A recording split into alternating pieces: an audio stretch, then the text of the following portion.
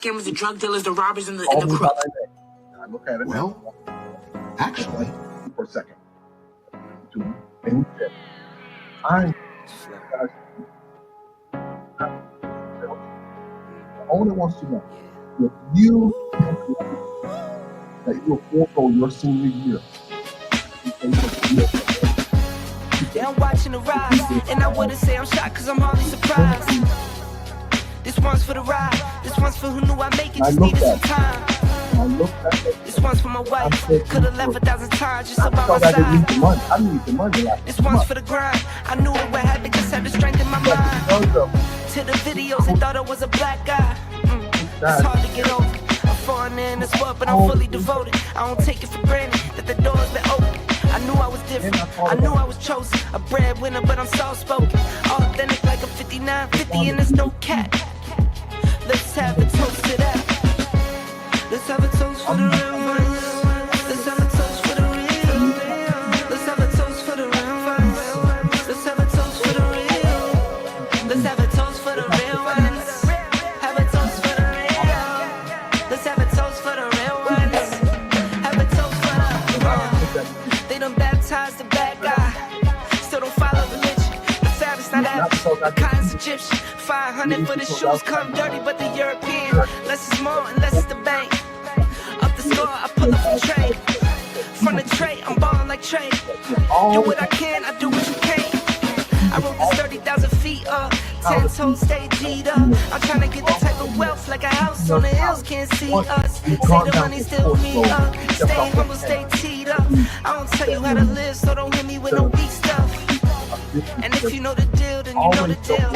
If it's real, then you know. Yo, what's going on, y'all? It's your man Marcus A. Brown, and I'm here to tell y'all that I just got done with my first consultation with the brother Andre of Love Crossing Borders. I just wanted to give him his praises. I need y'all to do two things if you haven't already. If you haven't subscribed to his YouTube channel, Love Crossing Borders. Also, if you are going to Colombia, if you're thinking of going anywhere, traveling internationally, please consider booking a consultation with the OG Andre of Love Crossing Borders. You will not be disappointed. I'm a fan of the channel, so I booked a 2-hour session just to show support, just to show love and say what's up. He provided a wealth of information, way more than I was even expected. He has an excellent presentation.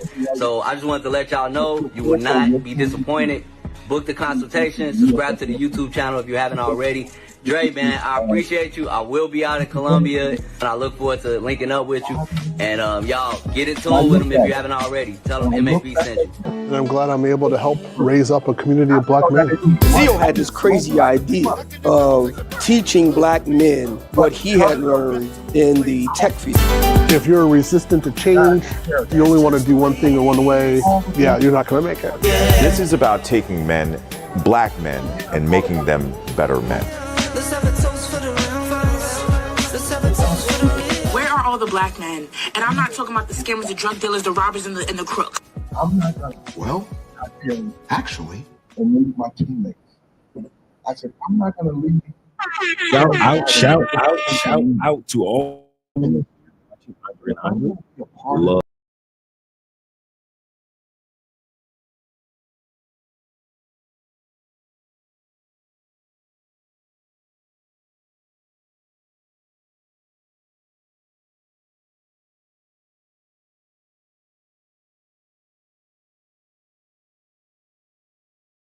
I'll add myself to the stage. That's what I forgot to do. There you go. He was also teaching us how to be this window young out men, here. responsible men. There we go. All right. If I had to take care of, get the audio just right. Shout out to you guys. It's Friday night here with Andre and Andrea's Love Crossing Borders. Hope you guys have had an excellent, and I mean excellent week, making your money, enjoying your family and your life. Yeah, guys, we got another one. Wish I could come with just all good news tonight on a Friday evening, but we got another one. A lot of things that we do when it comes to the Passport Bro, Blue Book Gentlemen, expat movement, black expats, however you want to call it.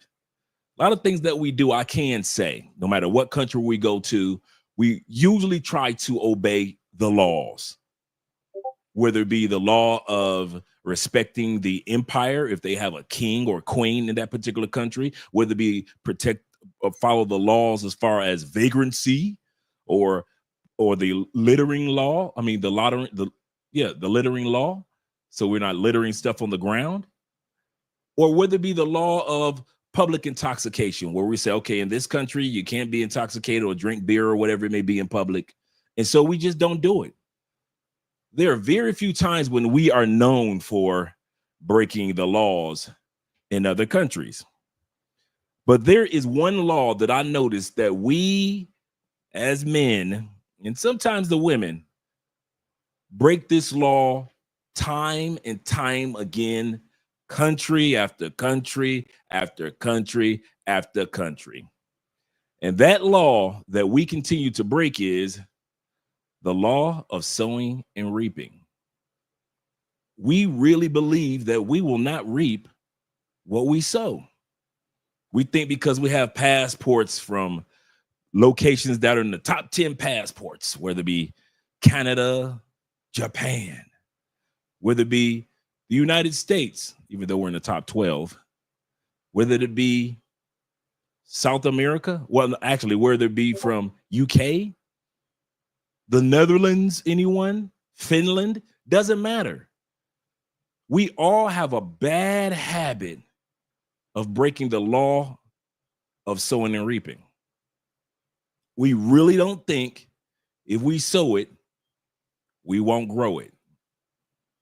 And in this situation in Cartagena, where the brothers came together, bunch of positive guys came to Cartagena for their first Cartagena Festival. An excellent event, positive men doing positive things, not realizing that one of them would take for granted the law of sowing and reaping. He thought that he could sow it, but didn't realize he was about to grow it. Shout out to all you guys that are here. We're going to hear from our brother, Ja. Shout out to him. He is the brother in Cartagena. He has a YouTube channel, very positive brother.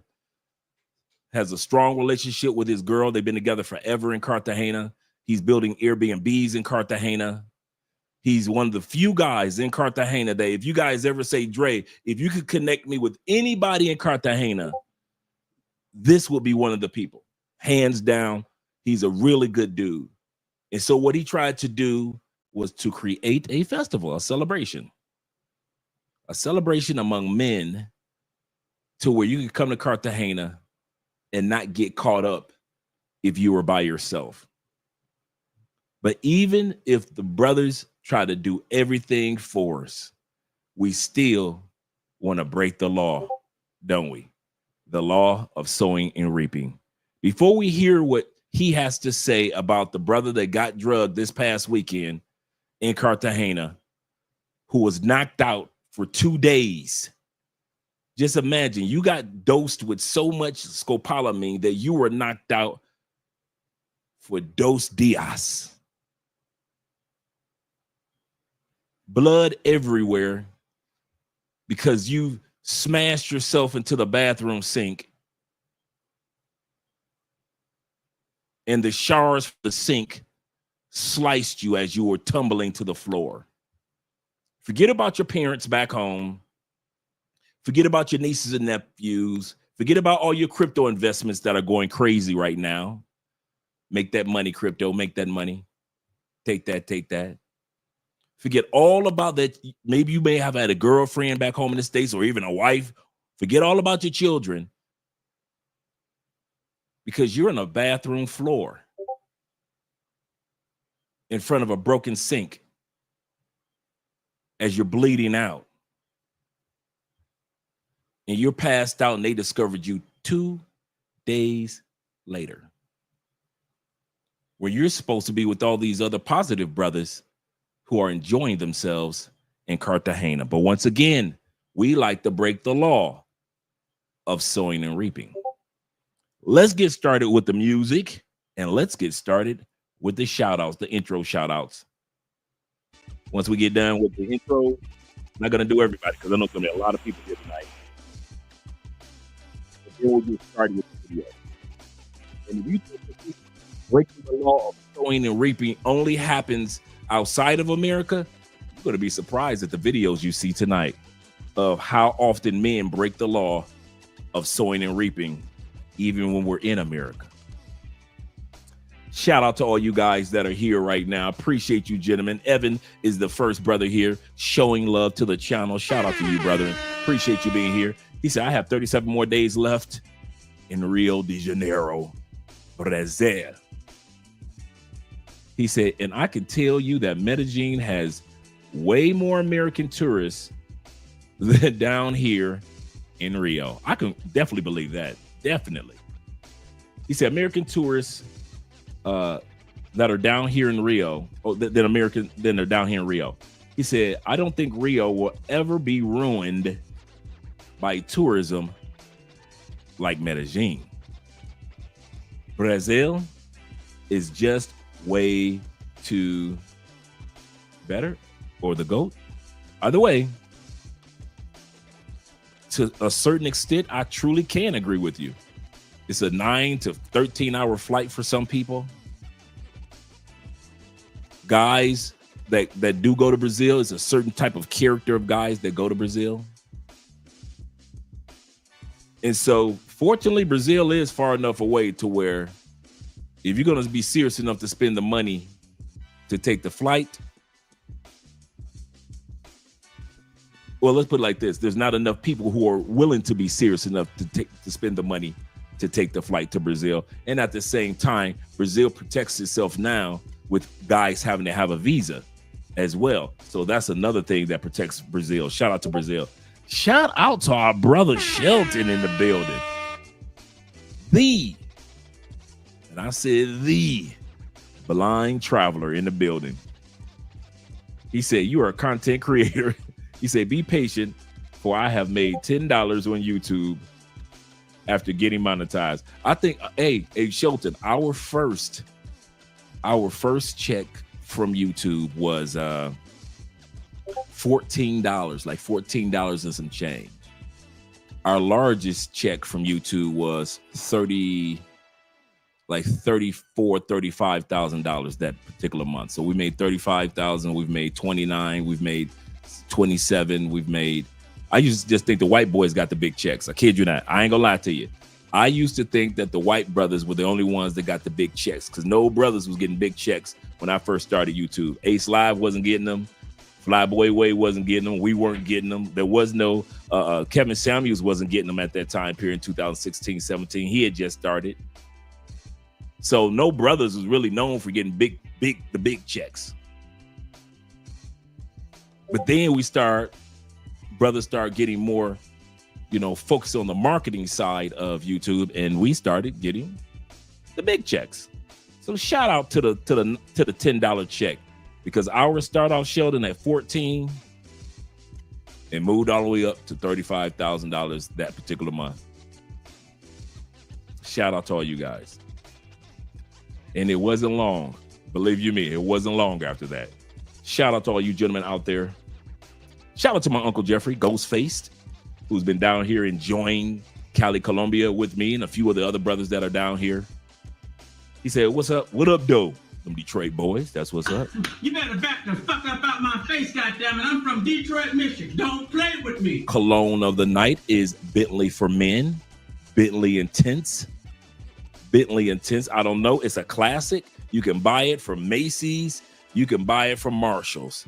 It is just one of those cheapies that it just the brandy along with the caramel and the chestnut scent in it, man. It is a very just ultra masculine scent, man. This one of those scents, man, bruh. I don't know when this came out, but I'm telling you, Bentley for Men Intense will never fade out. It is just one of those colognes that you can wear year round. You can wear anywhere you're going. You will not smell like anybody else. It is an excellent cheapie. If you're just trying to start your cologne collection and you only got 20, 30 bucks in your pockets, go to Marshall's, get you a Bentley for Men Intense. You'll thank me for this one. I promise you'll thank me for this one.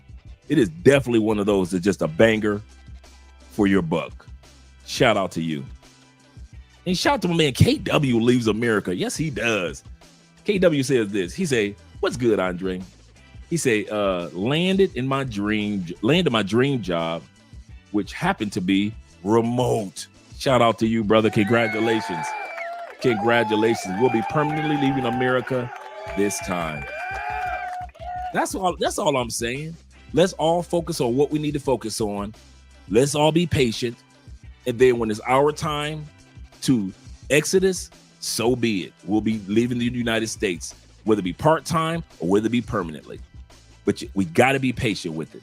Shout out to you, brother. Congratulations on both ends, man. Keep us posted on everything. Everything. Keep us posted on everything. Shout out to my man David Dice in the building. Numero dos is in the building. Shout out to David of the Dice family. And let me scroll down a little more. We got my man Ronin Travels in the building. Ronin Travelers representing. Make sure you drop the link. Guys, do me a favor if you can. If you can. And you guys always forget me. Moderators, show me some love tonight. I need for you guys to look up Shelton, the Blind Travelers. Yeah, I would like that. It is raining hard. I'm just gonna make me some popcorn. I just love my boo. And I got a cold one sitting right here too. Do me a favor, look up Sheldon the Blind Traveler on YouTube. Just look up the Blind Traveler, because the one thing once YouTube picks up your name in the algorithm, you only got to put in a certain part of your name and YouTube automatically pull it up. Drop the link to his channel, gentlemen. Sometimes we wait for the next guy to do it. I need for you moderators to do it. Do me a favor, drop his channel. Ronin, drop your channel, as well as Fearless, as well as Black Man's Travels. Make sure you drop those 3 channels. We're going to have quite a few people in here, and I want all of us to support each other. That's the only way we're going to keep each other safe. That's the only way we're going to keep from breaking the law of sowing and reaping. So make sure you drop, Ronin, when you drop your channel, make sure you drop your channel, Fearless's channel, and Black Man's Travel. Always drop all 3 of your channels every time you come on the live stream, if you don't mind doing that for us, to promote what you guys are doing, because you guys are doing some excellent work in your parts of the world. Shout out to my brother T-Mac, who's always here showing some love. Speaking of T-Mac just reminded me of what tomorrow movies are. Just thinking about T-Mac just reminds me. Anybody that follows us know that we're on Rumble every Saturday evening with a double feature. And this week's double feature is going to be some classics as well. We're going to be watching Blue Hill Avenue with, I believe, last name Payne. Forget the brother's first name. And Blue Hill Avenue, that's kind of like, it's Blue Hill Avenue was kind of like, came out right around the time that New Jack City came out. And it was the same. Blue Hill Avenue is like the cross between New Jack City and what's that one that was on Star? Power. So if you take Power in New Jack City, that's what you got with Blue Hill Avenues. If you guys haven't seen Blue Hill Avenue, man, you sleeping. And we're going to watch House Party 2. So we're going to watch Blue Hill Avenue, and we already watched House Party 1 last week. And so we're going to be watching House Party 2. We're going to talk a little bit more about that. And I'm going to be dropping the link to the Patreon in a little bit for you guys who wants to join the Patreon. And we're getting close to almost 400 followers over on Patreon. We only need 8 more people to subscribe over there on Patreons. And we always have a great time, man, with the double features on Saturdays. Man, we have fun. I kid you not. It'd be like 30, 40, 50 of us, and we just watch movies on a Saturday night. So if you ain't doing nothing on Saturday nights, bruh, just let us know. You can hang out with us, watching movies, drinking beers, eating chips, popcorns, eating all the unhealthy stuff. But shout out to all you guys. He said, I will be back. He said, I came to set the notifications. He said, I need to book my travel back to Medellin in a few days. Can't wait. I know you're ready to get back home. Shout out to my man Don, aka Don the JP. I haven't forgotten about you, Don. What we were talking about earlier. Shout out to you, brother. Let me scroll down a little further. Kenny Peoples in the building. Shout out to Kenny. Shout out to Kenny being here as well. He said, how's everybody doing? It's Friday, TGIF. And my man Ice on YouTube. I like that. Shout out to you, brother, being in the building. Appreciate you. Glad that you're here. As well as, I'm just assuming that's a brother, maybe a ma'am as well. And Jay Carson of the Carson family, good afternoon to you too, kind sir. Good afternoon to you too. And my boy Growth Talk, Kofa, that is. Kofa, do us a favor, drop the link to your channel as well so we can subscribe and support you. He said, peace. He said, on daddy duty right now, doing a father thing. Just want to speak to the fam. Yes, sir. And my man Tori Brown of the Brown family is in the building. Shout out to you, Tori, for being here. He said, great. He said, a great way to have Friday. Andre and Andres, LCB family. He said, great brothers and sisters, as well as my man Black Lex in the building. Shout out to you, brother. Salute to you, kind sir. Salute to you, as well as my man E-Man in the building over there on Rumble, young man Rumble. Shout out to you, brother, for supporting over there on Rumble, as well as watching on YouTube. I'll see you tomorrow with the movies. Once again, our double feature for tomorrow is House Party 2 in Blue Hill Ave. And for Profit Store is in the building. Shout out to you, brother, for being here, and salute to you, kind sir, as well. And let me scroll down a little further. We got Ransom in the building. I must be doing something right tonight. My brother Matt Ransom in the building. Yes, sir. You see how crypto acting a dang fool. Bruh, if y'all ain't get y'all crypto, but if y'all ain't get y'all XRP in and y'all Bitcoin in right now, yeah, you're going to feel it by the end of the year. You're going to feel it. You're going to feel the pain. Let's put it like this. I remember I put 10,000 in crypto when it was $22. I mean, 22,000. When it was 22,000, right? And I ended up taking it out and putting it into a different investment. You know, you got that investment portfolio that you're not going to touch until you're like 60 something. I wish I would have kept that 10,000 in Bitcoin when it was 22,000. It's on its way to crack 120. Guys, put your little change in there. Put your little $5 here, your extra monies. Just put it off in there. Just put it off in there. I always tell you about the cheapies, and I always tell you about the clones of a cologne. Instead of paying $3.50 for a cologne, you can pay $35. All that extra money. Put it in crypto right now, bro. I'm telling you, you will thank me 1,000 times, man. Get you in some crypto clubs and some groups on WhatsApp with some positive dudes that are doing some positive things, giving you some good information on crypto, which ones to invest in. Because I'm telling you, that XRP is at $2 and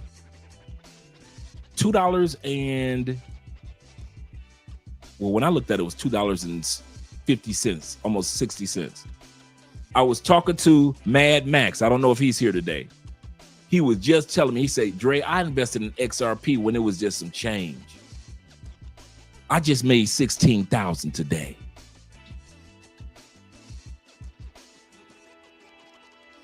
On XRP. In one day. Get your crypto up, gentlemen. Get your crypto up. I like that name. I love Latinas. Yes, we do. He say hard head make a soft anus. Yes, it does, brother. Brothers ain't listening. Brothers are not listening, man. I don't know why. They want to keep on breaking the law of sowing and reaping. Richard says this. Shout out to Richard in the building, Mr. Smith. He say men's fellas discipline has phallus discipline has to get better worldwide. Absolutely correct. It's too many cats being willfully ignorant to the consequences. They really are. They don't care about self. We got to start thinking about the families that we're leaving back home, man. We really do. We can't just, oh, well. Shout out to YouTube is a habit. What's up in the building? Shout out to you. Sheldon says this. He say, before one of my good female friends passed away, he said, I was having a dry spell meeting women. She said to me, one thing that women love is a man that smells good. Oh, yeah. Oh, yeah. We all know that. We all know that. I heard this. This really really got me into the fragrance world. Thanks, babe. I appreciate you. This is what got me in the fragrance world. It was Jeremy Fragrance. Everybody who's in the fragrance world knows he's like the #1 fragrance dude. He's got almost 2.5 million subscribers. He's just Mr. Fragrance himself, right? He's got his own fragrance lines. And I remember Jeremy Fragrance said this years ago.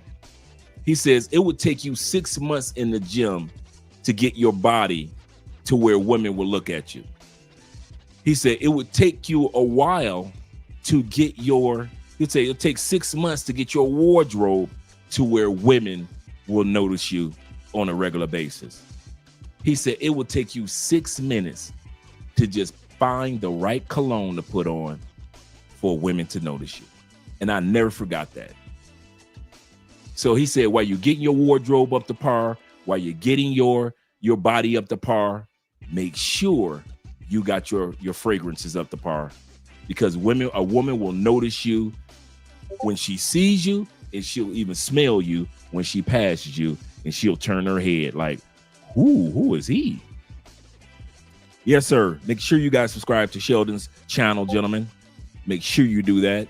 Appreciate you guys. Appreciate every one of you gentlemen that pulled up Sheldon's, all you moderators, all you brothers that pulled up Sheldon's channel. Appreciate that. Kid you not. Make sure that we subscribe. Let's not just have it sitting there, but let's make sure that we are subscribing. And shout out to all you guys that are watching. I didn't know this. Shout out to all you guys that are watching along with me on the app of the Passport Bro app. Make sure you download that app. Shout out to you. Alan Payne, that's the name I'm trying to think of. Alan Payne, thank you very much. Make sure you guys download the Passport Bro app. The actual app of the Passport Bros is the one that you see that's black with the white and green letters. It's black with white and green letters, and it's absolutely free to download. Shout out to all you guys, man. My man Passport Blueprint in the building. Show love to Uncle Dre and Aunt Andrea. Shout out to you, brother, for being here, man. Yeah, that Blue Hill Ave. Yeah, I'm hip to that one. Yeah, it's a classic. It's a classic. It went underrated. Shout out to my favorite YouTube name, The African Wolf, in the building. Shout out to you. Yeah, the Bentley Intense. That's the one that I'm wearing tonight. I promise you guys, it's a cheapie, but it's a goodie. It really is, man. Andrea likes this one. I've gotten a lot of compliments from this particular one, for men and women, regarding Bentley for Men Intense. Yep, really good one. Intense. You know, a lot of them using the term intensely now, but this one is just intense. Sheldon say, I'll be in Amsterdam in 2. Sheldon, do you ever sit down? Well, Sheldon be on tour more than Beyonce. This man is everywhere. Every country I'm trying to get to, me and Andrea, he is there or will be there already. He said, I'm looking for a good smoke shop. Well, he's in the right country for that. At Amsterdam, he said Snoop Dogg's coffee shop. Shout out to you, brother. Shout out to you. I ain't mad at you, bro. Yeah. Yep. When it was 22,000, and I pulled out and I put it just into my Roth IRA. And I wish I would have kept it in crypto. Yeah, XRP is that what? Because I looked at it this afternoon. It was like I guess it is at 275, because when I looked at it was at 259, like 259. XRP, man, bruh. You just take your money, sit it in XRP and Bitcoin. I promise you, bro, especially XRP right now. Especially XRP. If you don't take no other advice, I'm not the crypto dude, and I'm not your financial advisor, but I am one of them dudes that knows that I ain't crazy. Okay. He said, I bought XRP years ago when it was me and Mad Max was talking about that today. He said he bought it when it was some change too. He said, but some of you guys, he said it just like that. He said, I said, man, you got it at a great price. He said, man, I know dudes that got it when it was 21 cents. He said, I know dudes that got it when it was 0 point something cents. It wasn't even 1 cent yet. He said, and sold it back at 2000. Wow. When it hit $2.40. He said I brought Bitcoin at. Okay, good. Dang, you bought Bitcoin when it was 3,300. I ain't mad. I knew about Bitcoin. I knew about Bitcoin before it cracked 1,000. I knew about Bitcoin in 2010. I was seriously following Bitcoin, but I didn't understand what it was about. I didn't understand crypto enough to invest in it. That was the sad part. But I've been following crypto and Bitcoin for a long time. He said XRP has not really increased that much for years. It's just recovering. I believe that. Top Gun is in the shout out to my dude in the building. My boy Top Gun is in the building. That's my dude right there. That's family. Yes, sir. Shout out to you. Shout out to my man LJV. Southern Vegan is in the building as well. Yeah, I'm on the app as well. I just noticed that. I just noticed that I'm on the app. All right. So you can watch it live on the app as well on the Passport Bros app. Shout out to all you guys that subscribe to Sheldon's channel as well as the other channels that are on here. He said Bitcoin has killed XRP over the years in performance. Oh yeah. Oh yeah, man. Yeah. Wow. Yeah, XRP way back in the day. Wow. Yep, 2010. Shout out to all you gentlemen. Shout out to all you gentlemen here. Let's go to get started with the videos. Let me pour myself a cold one. Just drinking, enjoying some nice cold Heineken. Let me know what you guys are drinking in the comments. Enjoying the Heineken. And let's get started with tonight's topic. Shout out to my man, Black Nubian. Them Canadian boys in the building. I told this guy where I was from. He said, oh, Canada. Shout out to you being here, brother. Appreciate you. Let me change the music, and then we can get started on the video. Like I said, this happened in Cartagena over this past week. The brothers had a wonderful week celebrating the first annual, because they're going to have it next year again, the first annual Cartagena Fest. All positive brothers doing positive things. The brother Ja, who is the one, or Jay, is the one that put it all together, him and his team of brothers that have been in Cartagena forever. Positive brother doing some great things as far as real estate, investments in Cartagena. You just can't ask for a better example of a brother in Cartagena, right? And so he decided to do something that I'm not gonna touch. He decided to trust dudes to do the right thing. For years, guys have been asking Andre and I, why don't you guys put together an event where you bring together good men and good women in Cali, Colombia as a meetup? And we said, no, we're not doing a meetup. We're not doing a pop the balloon. We aren't doing any of that. Why? Because we know how many men are going through arrested development. Shout out to my Uncle Jeffrey for reminding me of that term. I'll say that again. The only reason why Andre and I have not put together an annual event for men and women to come along and meet each other, positive Colombianas and you good brothers to meet each other, because we know a lot of men are still going through arrested development. And most of us know arrested development through the television show or through the group that was out in the early 2000s and 90s. But the term arrested development is a psychological term, which means a person that has physically grown and chronologically gotten older, but they are stuck in a particular mental stage of life. Some men, that are in their 20s still act like they're 17. That's arrested development. Some men that are in their 50s still dress, behave, respond, are emotional like they were when they were 22. That's arrested development. Arrested development means that you are stuck no matter what you do. No matter how successful you are with your money, no matter how successful you are with business, when it comes to your social life and your personal life, you could be buff in the gym, you could be a boxer, but when it comes to who you are as a person, you're stuck in arrested development. And a lot of guys are stuck in arrested development, and we refuse to be a part of it. And that's why we've never put together an event, except for when we all come together for the Petronio Alvarez Festival every year in August. And it'd be like 35, 40 of us that hang out for the festival.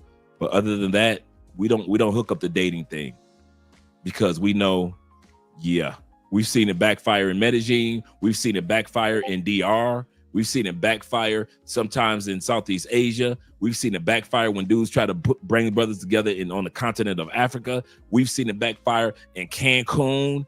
We've seen it backfire plenty of times on cruise ships. So we are not going to be a part of this. We are not going to be a part of it. But let's get started with the video, gentlemen. Let me move me out of the way. Let's take this video down, remove this one from studio, and add this. Nurse practitioner in Cali. Now, this is my man Jay. He's on Facebook. He has the CGT boys group. We're going to see that. And these brothers are just a bunch of positive guys, man. They're doing some good things in Cartagena. Really good guys.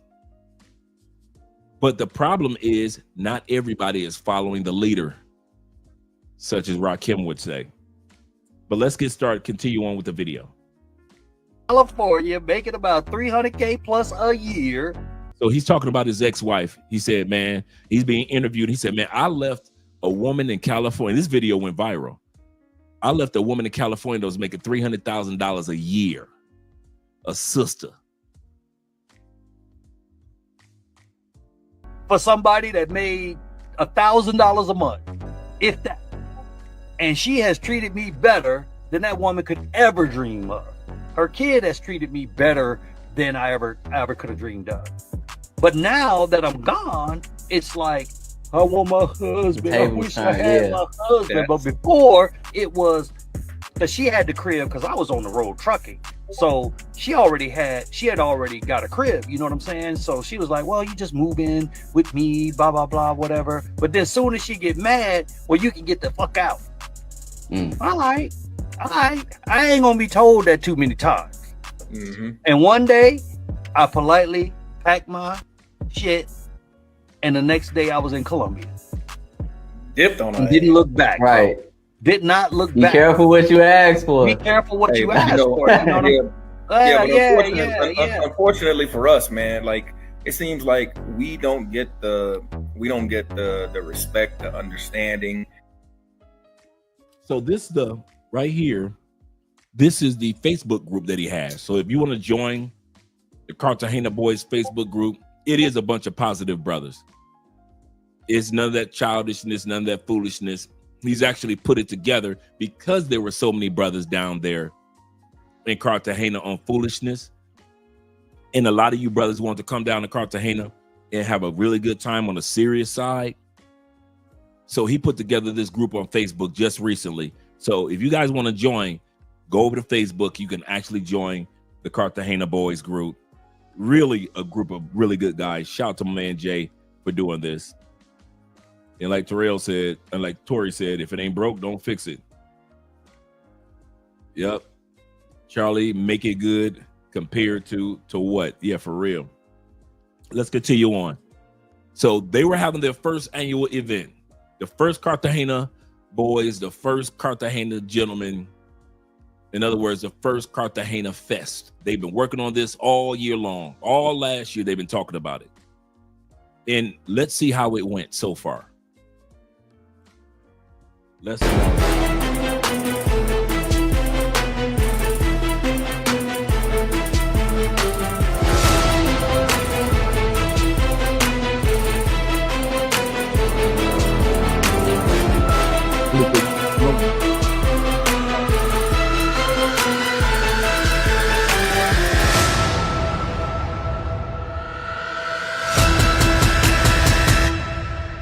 You guys have never seen Cartagena before?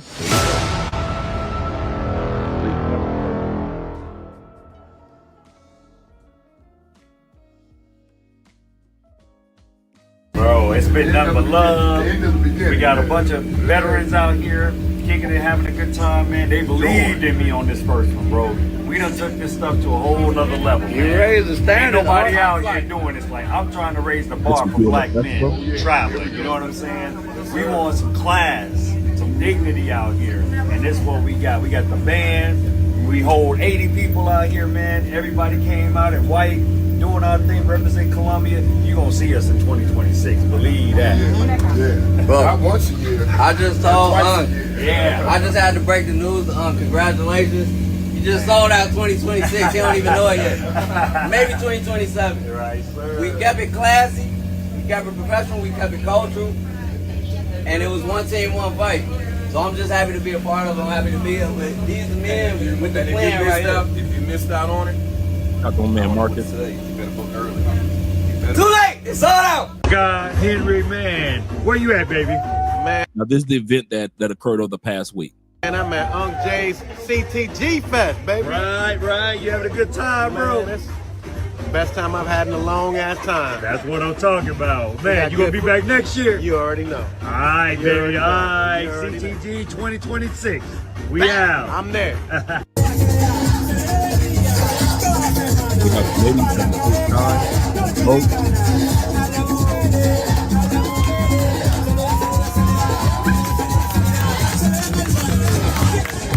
Yes, sir.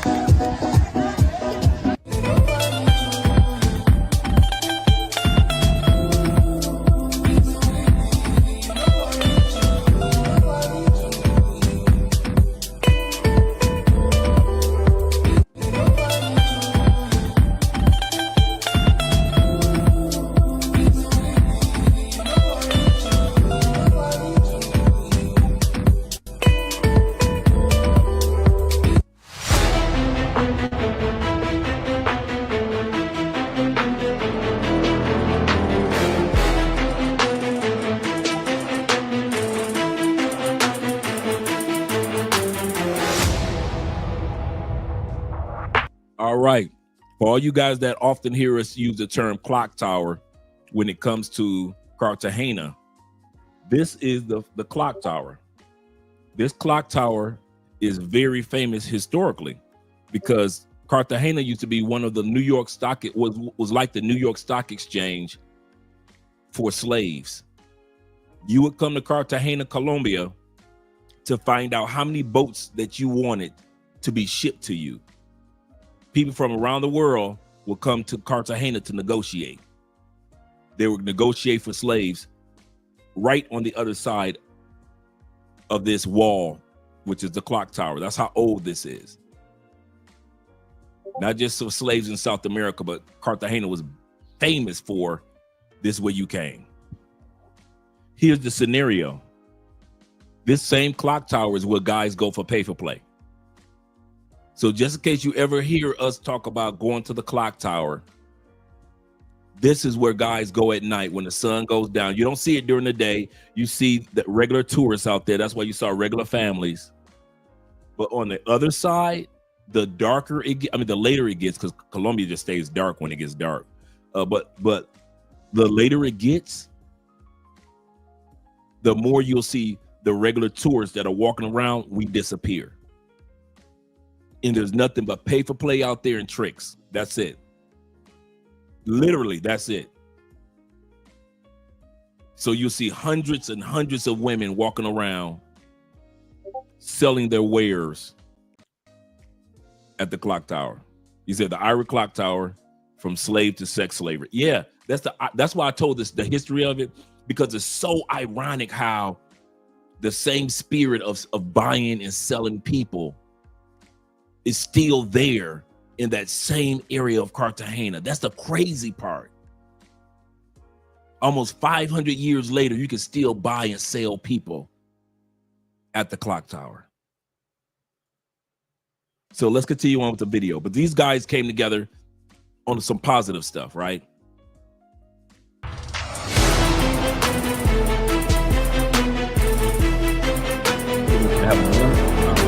Thinking everybody's doing good. Cartagena is great until. Good morning. Hey, this is Unc Jay. coming to you guys this morning. I got good news and I got bad news. So the good news is the brother is alive. The bad news is that one of our brothers got scoped last night. Well, actually 2 days ago. He's been knocked out for 2 days in his apartment. He got robbed. You know, there was blood all over the apartment. There was a broken sink where he had fell down and broke the sink trying to get to the bathroom. And he had cut himself. So he fell down, broke the sink, trying to get to the bathroom, probably try to put some water on his face. But the drugs had kicked in. And what do you think is happening? We don't talk about this much, gentlemen. What do you think is going through the mind of the woman or the women while they're waiting for the drug to kick in? Do you think that they all of a sudden change their minds and don't want to rob you? Do you think that they all of a sudden have feelings for you or concern, just human concerns? Do you think that, you know, they're going to call an ambulance after they rob me? They're going to call the police after they rob me. They're going to put some water on me and make sure I wake up. They're going to check my pulse. They don't know if I need a defibrillator, but they're going to happen to have one in their purse. Is this what you guys think while you're getting drugged, that it's going to be all right? She's going to call the police after she takes everything. She's going to go ahead and go through my phone, and she's going to call my family and let my family know that I'm all right. I just got drugged. What are you thinking while the drugs are going through you? And what do you think she's thinking? These women care less about you. They are sitting there watching you as you fight, stumble from one room to the other room. You destroy the bathroom sink. Shards of ceramics hit the floor. You land on the ceramics and cut yourself. Blood is flowing across the floor. You could have hit your head on a sink, hit your head on a shower. Your son, daughter, mother, cousin, auntie, grandpa, grandma, your foster parents, whoever it was, co-workers, would have never seen you alive again. Ever. And those women stood there. Every time you guys get drugged, those women stand there waiting for it to take effect. They don't try to make sure that you don't fall and don't hurt yourself. Some of you dudes are too big for them to catch, even if you fell their way. If you fail backwards, those women will step out the way because they're not going to catch your big butt. But is it all worth it? Is it all worth the coochie? Because we act like it is. We act like breaking the law of sowing and reaping is worth it. Shout out to my man Glitch in the building. He said brothers should not go to Colombia anymore. No, Colombia is not the problem. I'm tired of you guys saying that. There is no country that's the problem. We're going to see this today. You guys sit back, get your popcorn, because I promise you, it's a lesson. You're in class today. You really think I was just going to come and tell y'all about some dude that got drugged and not talk about what's going on in the States? Are you crazy? This is love crossing borders. I talk about every border.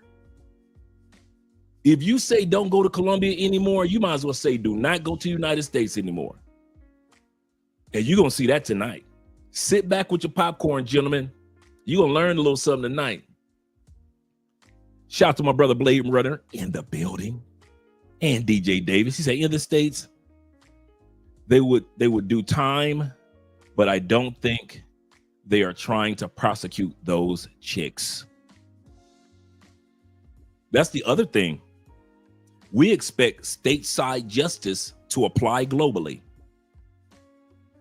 That's the other mistake that you guys would make. You will put your life, we would put our lives on the line in countries, assuming that justice will be blind at least as much as it is in the States. We know in the States that justice is not fair, especially to us black men. But we like, hey, at least it's a little fair.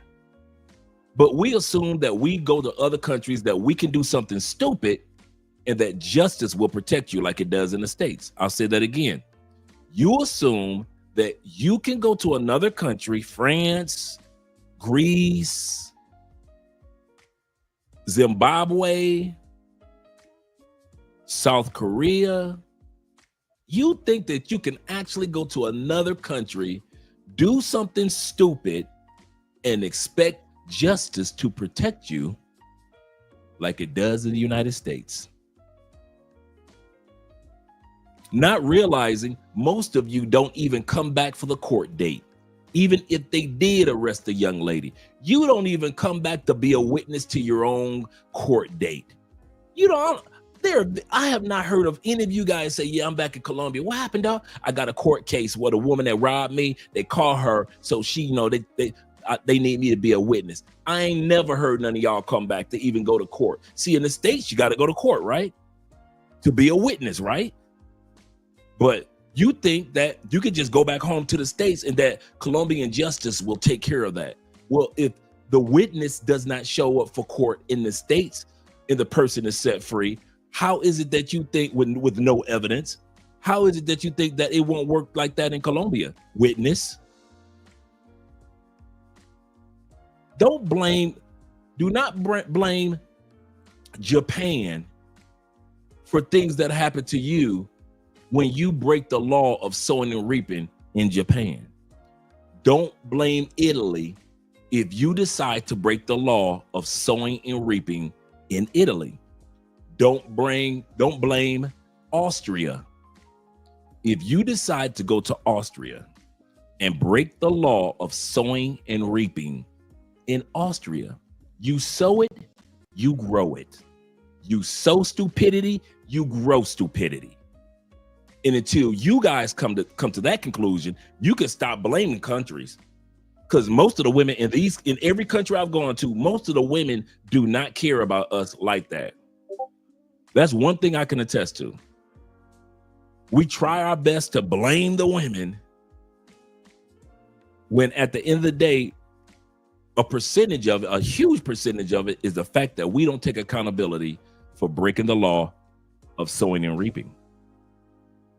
Let's continue on with the video, gentlemen. I don't want to keep you guys all night.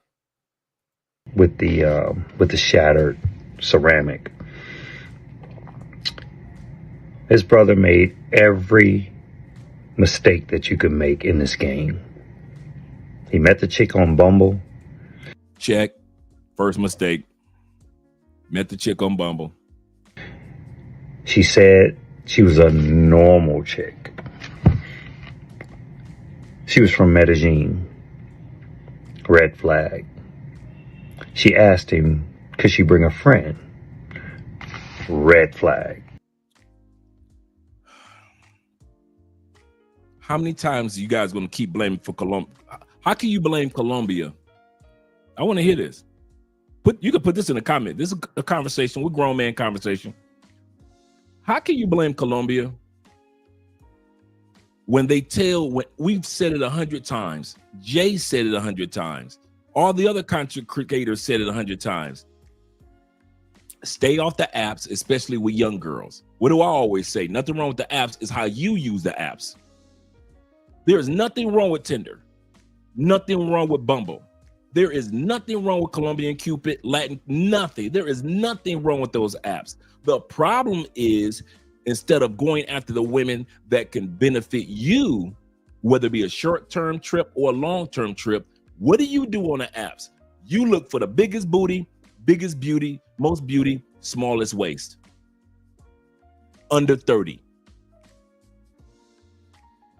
You ain't dated nobody under 30 since you was 30 in the States, in UK, and Canada. I'll say that again. You haven't dated, mated, touched, kissed, caressed, conversed with a woman under 30 since you was 30. But since you got a pocket full of money and an American passport, you assume that you could come to Bumble and get with women under 30.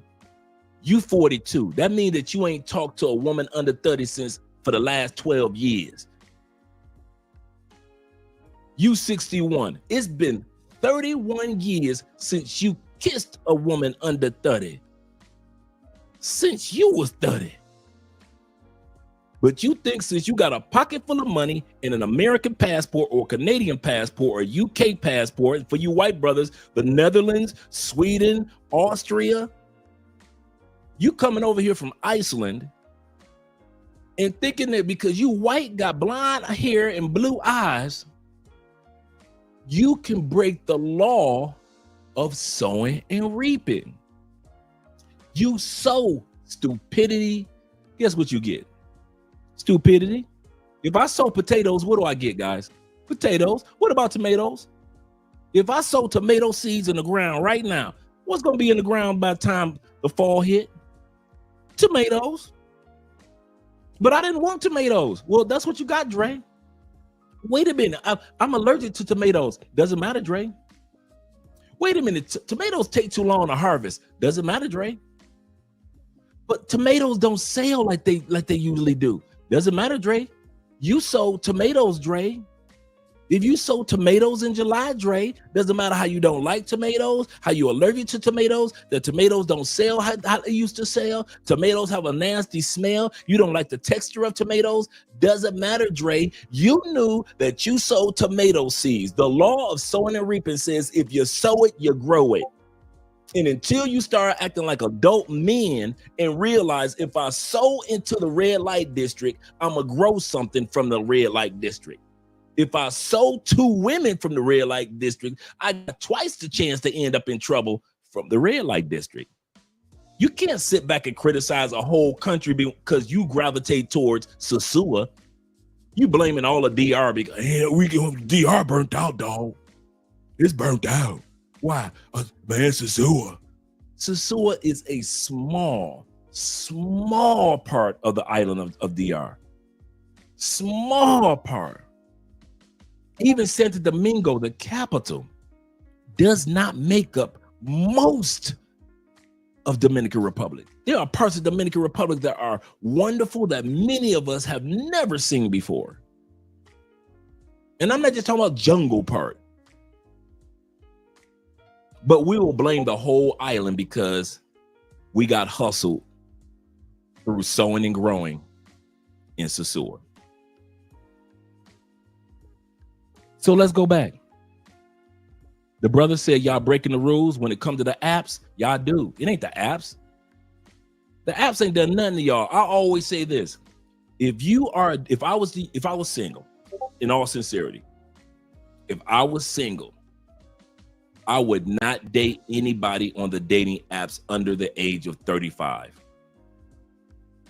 in any country. If I want somebody young, I'm gonna meet somebody young face to face.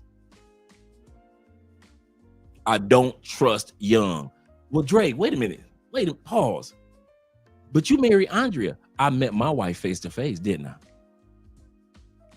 I don't trust young on apps. I don't trust young to be mature enough. I don't trust young to act like they got some sense. I don't trust young to do what they're supposed to do. I don't trust young. I really don't. If it were me, it would be 35. It'd be like 34 and over. And some of the I'm going to say many of these women that are 33, 34, 35, 37, 41, 52 are gorgeous. They have something to lose. They got a job, a career, a bike, a car. They're more established than the younger women in their 20s that are just a bunch of party girls or living in the poor area of towns. Even in Brazil, gentlemen. Let's not forget all the druggings that's been taking place lately in Brazil. Let's not just talk about Colombia. Now, we're not going to blame the whole country of Brazil, of course.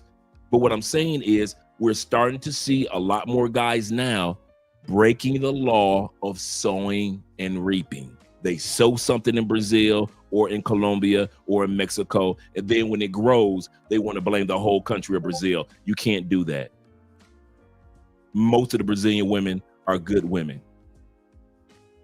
just like most Colombian women are good women, but we like to go to beautiful bottom feeders. T-Mac says, all the guys who move foolish want to blame Colombia. Shout out to Jim being in the building as well. Oh, geez. Sound like my man D's in the building. My dude right there.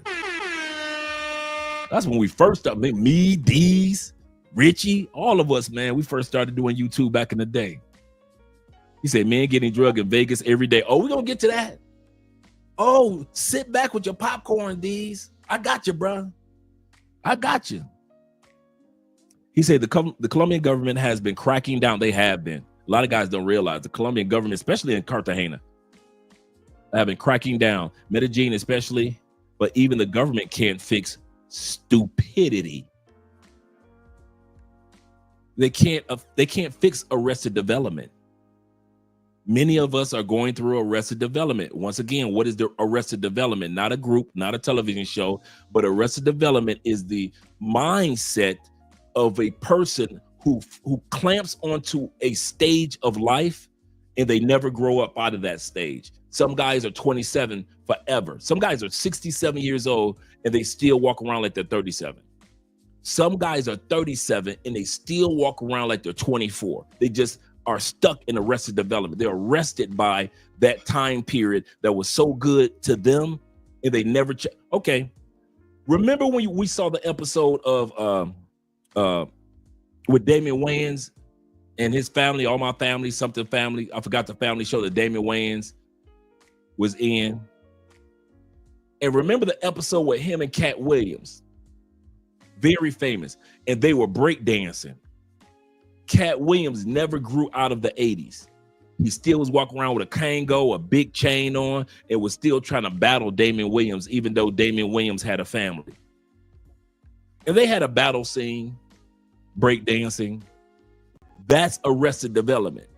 No matter how old you get, you still carry yourself as if you're in your favorite stage of life.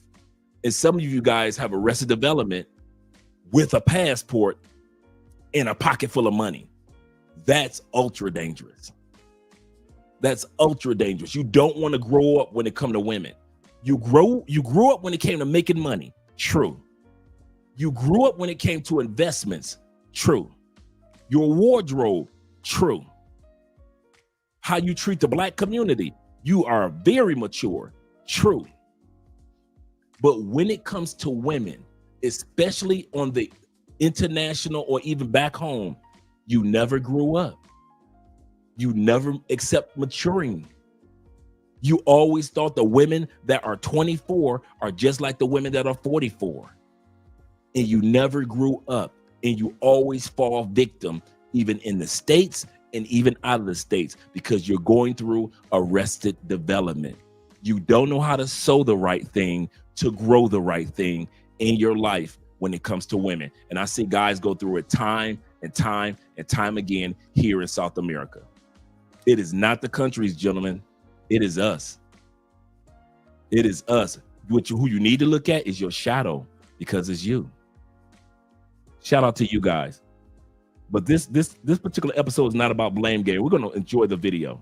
I'm going to shut up for quite a bit and just enjoy the video. What's happening right now in Colombia is insane. All right, so what is going on here? Basically, cartels in Colombia have a brand new scheme, which is fueled by what many are calling the most dangerous drug in the world, burundanga. All right, so the scheme actually follows the same formula every single time. You match with somebody on Tinder, hit it off, start talking, set up a date. The next thing you know, she's asking, can I bring a friend? One person's there to distract you and have fun, while the other is there for more insidious reasons, like putting something in your drink. Right, so that's the routine. The routine is guy meets girl at the club or online. After you guys meet him online, and you know that she's shiesty. I could tell you, dude, it's so easy to recognize shiestiness online. It's super easy. And so we'll talk about that in a minute when I answer Glitz's question. But this is the pattern. No matter what city you go to in Colombia, this is the pattern. Guy meets girl, whether it be online or in the club. Girl invites friend. Friend is so attractive that you say yes. Friend comes over. Sometimes you guys have a threesome, it works out great.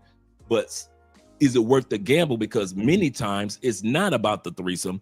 It's about one is the lookout while the other one drugs you. And this is the pattern. It works. It's not broken. That's why they do it so often. Because we go for it so readily, so easy. You're so excited about to get a threesome with two beautiful Colombianas that you just let down all your inhibitions, all your guard, all your caution, because you want this threesome, and you're drunk, and you might have been down here smoking Colombian weed or sniffing some cocaine or some Tootsie, the pink cocaine.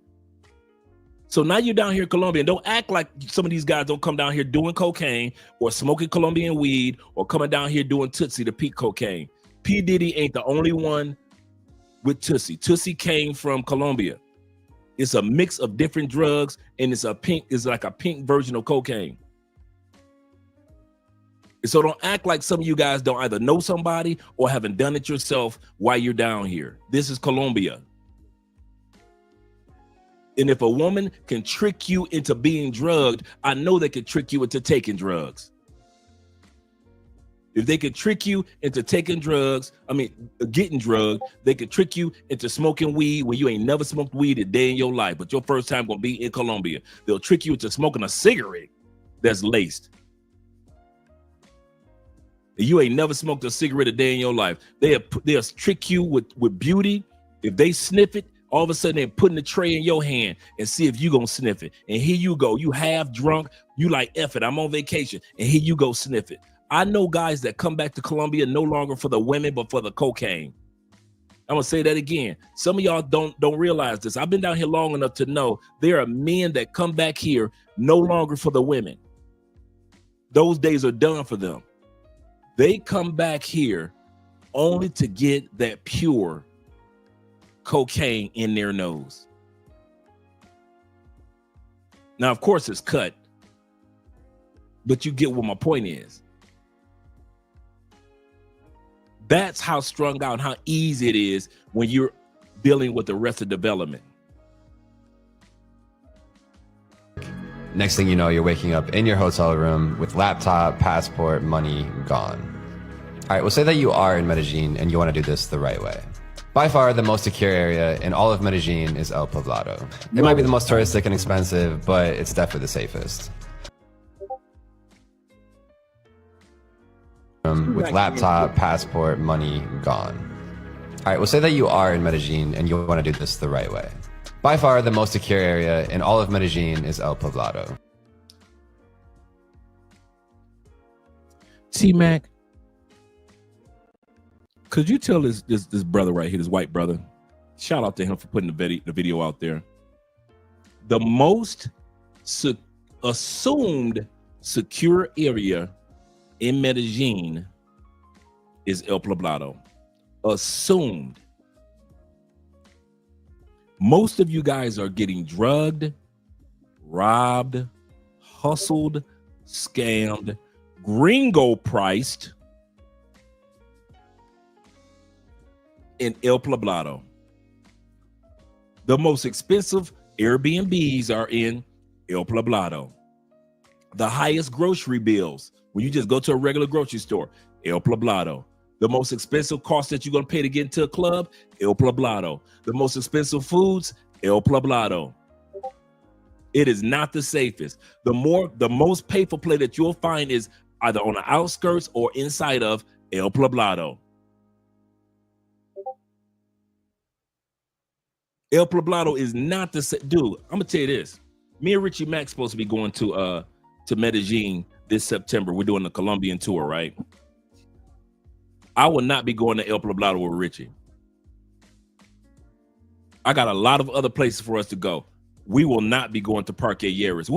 Let's put it like this. We'll go to El Poblado, but we will not be entering into Parque Lleras. That's not happening. That is not happening. Anybody that thinks El Poblado is the safest place in Colombia, I know I can hear Andrea saying no. I mean, the safest place in Medellin has not been to the other parts of Medellin. The worst place that you can be in Medellin is around 2,000-3,000 tourists. It's like being hurt. It's like cattle being herd for extermination. I'm serious about that. Any of you guys that live in Medellin can attest. If you are a person and you are crazy enough to think El Poblado is the safest part of Medellin, you are like cattle. All you tourists are like cattle because you run together to El Poblado just to get stamped just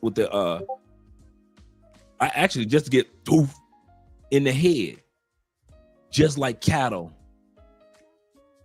that's about to be sold. You are easy prey because you're all in the same location. You're all right here. You're easy prey, super easy prey.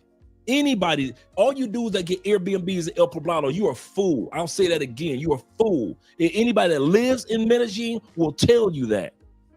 It seems convenient because you want to get a spot close to the party area, Parque Aires. But I'm here to tell you, you are being robbed because of the prices to be in El Poblado, the grocery stores, the restaurants, and you assume that all of Colombia is the same price as El Poblado, or you assume all of Medellin is the same prices of El Poblado. It's not. The locals don't pay that price. And the guys that live in Medellin, they don't pay that price. You pay that price because you are in that little small tourist area known as El Poblado. And most people don't know this. Statistically, did you know this? I looked this up years ago. El Poblado is considered in the top 5 most expensive locations in all of South America. In the top 5. In other words, this whole continent, all 12 countries, the top 5 most expensive places that you can put your money when you come to travel to South America is in El Poblado. So to sit back and sell y'all that product, that El Poblado is the safest in Medellin, that's far from the truth. That's far, far from the truth. And you guys keep falling for that trick because you think, well, I'm gonna go where all the brothers at, or I'm gonna go, it's safety in numbers. No, you guys are like a box of bees, dude. All they gotta do is spray the extermination into the box.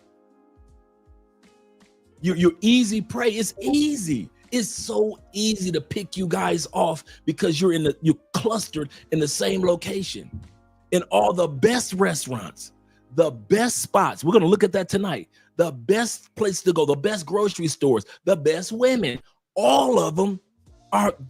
There are women in Medellin, and I know it sounds like I'm rambling a little bit, but there are women in Medellin that will not step foot in El Poblado, especially Parque. I know so many women that live in Medellin, friends of mine.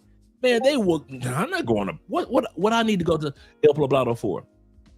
A, we can't afford to be in there, and B, I'm not getting caught up in that mess over there. And they've been living in Medellin forever and a day. They will not step foot in El Poblado area.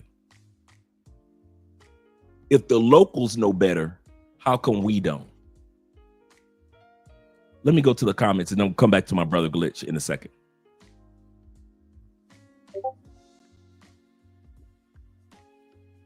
Yeah, you man.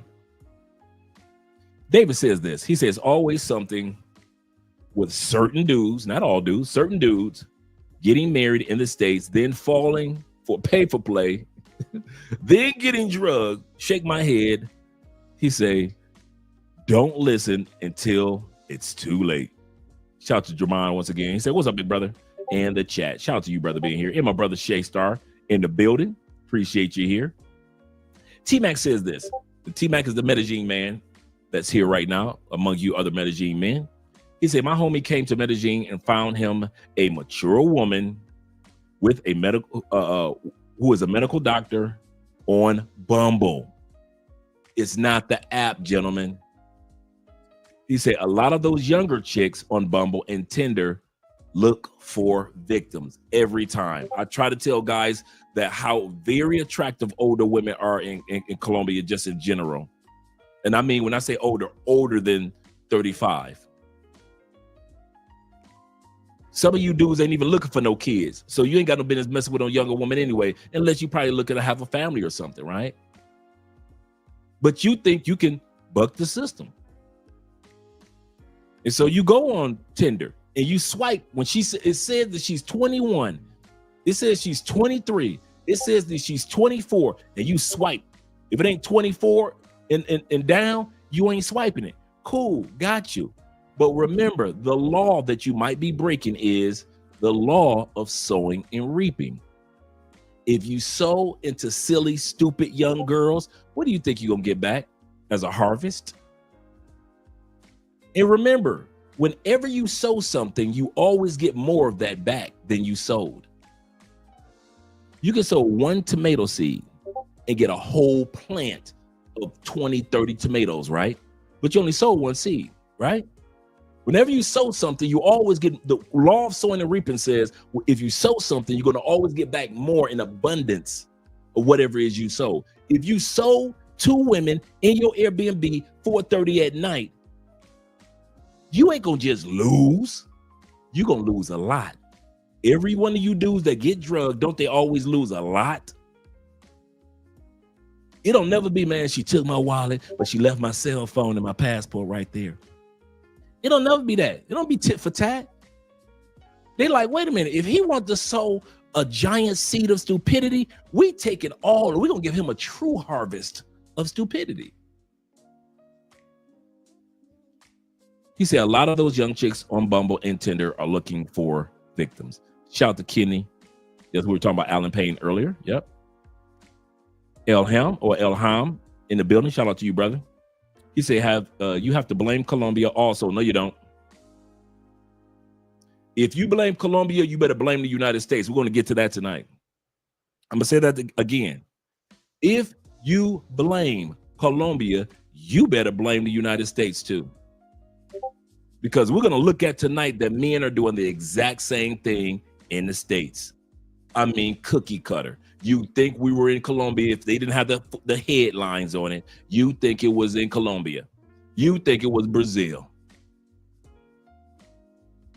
You guys are getting drugged and robbed in masses in the States. I get so, dude, I'll wait every 6 months. And I never told you guys this. I'll wait every 6 months to gather my drugging videos for the United States. Guaranteed. Oh, guaranteed. I'm going to have at least 5 to 15 videos of you dudes getting drugged and robbed in the United States. And I'm talking about you guys. You think you lose something in Colombia. Man, you got one dude that we're going to look at tonight. This dude got drugged, robbed. She went into his account, sold his stocks. $3 million. $3 million gone. When they get you in America, they get you for your Roth IRAs, 401k, crypto, everything. Everything, dreams, hopes. They wish they could take your mortgage and sign your house over. Some of you dudes in the United States, man, them dudes getting got for like $25,000 watches, $115,000 chains, $250,000 watch collections. You want to talk about Colombia? You want to talk about practice? Playoffs? You want to talk about playoffs? Playoffs? Let's not point the finger, America. Please do not make that mistake and point the finger. Oh, we're going to see some videos tonight. I'm not just talking. Y'all know I'm coming with receipts about Colombia, but I'm coming with receipts about America. Because I knew y'all going to sit up here. I already knew what y'all was going to say tonight. Oh, that's why I ain't going to Colombia. I know you ain't talking American. See, maybe a Canadian can say that. Maybe a UK dude can say that. But you Americans, I suggest that us Americans sit back and keep our mouths shut about this one, because our women are drugging us in record numbers every year. Every year. They doing it to us so bad, and they made a movie about it. Remember that movie with J-Lo and the Asian girl? The true story of the Asian girl. She was a stripper, and Cardi B was in the movie too. And they were drugging rich men, and they were making so much money from drugging rich men. And that was a true story. Do you think they were that was the only true story that was taking place? Do you think that was the only strip club that they were drugging men in the United States? Do you think they stopped since that movie came out? I think it was called Hustlers or something like that. It was J-Lo, it was an Asian girl, it was Cardi B, and there was a bunch of other women, and they all were just making millions off of robbing and drugging rich men. They didn't invent that. That's still going on even while we speak on a Friday evening in the United States. But we don't want to talk about the States. We'll sit back and say, man, we need to stop going to Colombia, but y'all steady living in the States under the same scenario. Okay. I'm not black, I'm OJ. Okay. Juman says, plus, if she has more verticals, if she has more vertical smiles on her profiles versus horizontal ones, this is usually a red flag. Let's talk about that for a second. Let's talk about the red flags, because that's something that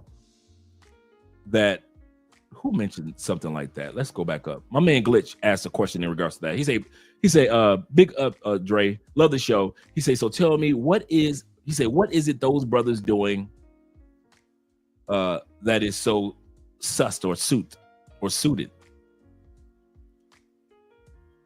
The brothers are, like I was mentioning before, and we're going to get back to what we were mentioning a minute ago. The mistake that the guys are making is that they are trying to live the dream with women that come from a horror story. You caught that? There's nothing wrong with living your fantasy of a threesome. They didn't break any rules with that. What's wrong with how many men are going about it the wrong way, a dangerous way. A lot of you guys know that I used to be in a swinger world back in the day. Every country got swinger world. Every city got swinger world. Every city. If I'm gonna do threesome, I'm swinger world. If I'm gonna do threesome, I'm going to a brothel. Give me her, give me her.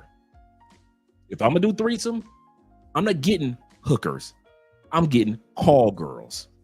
I have no problem with coming out that extra dollar with women that this is their true profession. They're used to dealing when guys that are extremely rich businessmen call them, they're available. These are the call girls, are the women that these men take on business trips, to conventions. A call girl is a woman that's far more expensive, far more professional. She's excellent at what she does as far as intimacy. There is no question she's the best of the best. She may even have 2 or 3 websites to where you can go to and even see her clientele as far as her reviews, not the names. If it were me and I was single and I was out there looking for my fantasy to come true, nothing wrong with your fantasy coming true, but you're trying to be cheap doing it. You want a nice car, right? But you keep going to the broke down used car lot to get the car, and you wonder why the car keeps breaking down every 2 weeks. You've got the money for a nice car. You got the money for a new car, right? But what do you keep doing? You go to the same dealership that sold you the lemon the last 3 cars that you had. And then you want to blame the dealership for you coming back again. It's not the fact that you want a car is the problem. It's not the fact that you can't afford a new or a nice used car. That's not the problem. The problem is you guys love beautiful bottom feeders. You love ain't-ish women. You love trashy women. You love them. You love them. You can be in Brazil. You can see a woman in her business attire, gorgeous. You will let her walk past you. And as soon as a trashy looking chick with 19 tattoos and a mini skirt showing half her coochie hairs walk past you, you will run up on her to get them digits every single time. And then you want to blame all the Brazilian women, including the woman that walked by in a business suit, because you decide to choose Miss Tattoos. You love, and I didn't say like, I used to think that you guys just like these women. No, you love this type of woman. You love this type. No matter what city, I noticed this in Colombia, y'all love a type. Unemployed is a must. You love broke and beautiful. You love them. You worship them. Let a woman have a job or a career, or she's working towards a career, or she just got hired for a job. You shun them like they have the plague. What? She's got a job and responsibilities. I'm only here 5 days. She can only be with me for 2. So instead of going to a brothel where it's safety, instead of going to a strip club that has a brothel in the back where it's safety, you would rather pick up your trash from the streets. You would rather pick up your trash from Bumble, from Tinder, and all the other apps. And you don't even choose the good ones on those apps. You always choose the young, trashy ones. You love trashy women. I thought you guys only liked it. But now I've come to a reality. You dudes love a trashy chick. You love them. You worship trashy women. You did it in the States. You did it in Canada. You wonder why your relationships didn't work out in the States, because you love the trashy chicks in the States. You think it's cute. You think it's cute in Colombia getting with trashy chicks. You think it's a big thing to walk down the street and stop, pay for play on the streets, when all the true Colombian women are indoors somewhere, either at home or already in a club or already in a restaurant or already at a rooftop. You would rather go to a clock tower and scramble around among the rat women than to spend time with the good women. That's why I give you guys no grace, because I've seen you do it since I've been coming to this country. 2017, I started coming to this country. I've been watching you guys chase rats, trashy chicks. If she got a job, hell no, I don't want her. She ain't got no time for me. I need somebody to be up under me 24/7 on call. I've seen you guys actually tell women, and you don't even realize Colombians are under contract on their jobs. Just like we sign that piece of paper when we first get hired and they tell us our wages. You guys don't realize in the States, we're under contract with our jobs too. Colombians are under contract with their jobs. I see you guys do this all the time. How much money do you make, girl? Well, I pay for your week off. Here you go. Call in for a week. Anybody that lives here knows that woman cannot just automatically call in for a week or she gonna lose that job. That job is gone for that little chump change that you gave her. But since she's a beautiful bottom feeder and she doesn't care because her job really doesn't mean anything, she'll take your little money and hang out with you for a week and lose that job, because beautiful bottom feeders don't have no real jobs, if at all a job. It's you. When you're gonna stop blaming everybody else and start being like, we ask women to take accountability, but we are so hypocritical, and we men, no matter what country you go to, we don't want to take accountability for the type that we attract and the type that we accept and the type that we love. You don't want to take accountability. None of us. We all want to, it's easy to blame the woman. I don't blame a criminal for being a criminal. I blame a criminal if I put myself in a situation where I'm letting this criminal do crimes on me. That's my fault. I know that this person is walking around Cartagena that says, I am a criminal on her forehead. And you dudes love them. You worship them. Oh my God, you're a beauty. Oh, mommy. You worship them. You worship beauty. It's cool, but don't bitch when the beauty backfires. That's all I'm saying. That's the part. That's the only part that gets me about this whole scenario. Y'all blame the whole countries, no matter what it is, for your stupid moves. You did it. You chose them. And we've been telling you for years how to choose a good woman. And y'all ask the same questions every time this topic come up. Well, how do we find a good woman? We tired of telling y'all because you ain't gonna listen anyway. We really thought with Andrea, 5 good ways to find a good Colombiana. How interracial relationships can work. How to have a long distance relationship. We really thought for the last 6 years, putting out positive content to help brothers and women find positive relationships in South America was gonna help.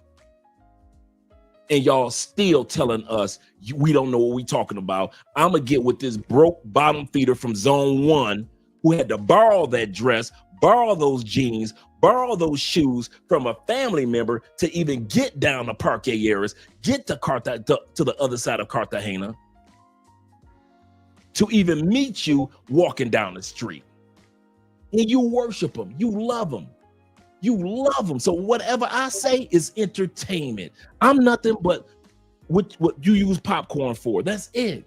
You don't care nothing about what me and Andre is talking about. You don't care about your kids back home. You don't care about your wife or your girlfriend that you got back home. You don't care about your mama. You don't care about none of them. As long as you can get that threesome in, you will put your life on the line. And I see you guys do it over and over and over and over again from country to country to country. So all that BS that y'all trying to say, no matter what y'all say in the comments, is bullshit.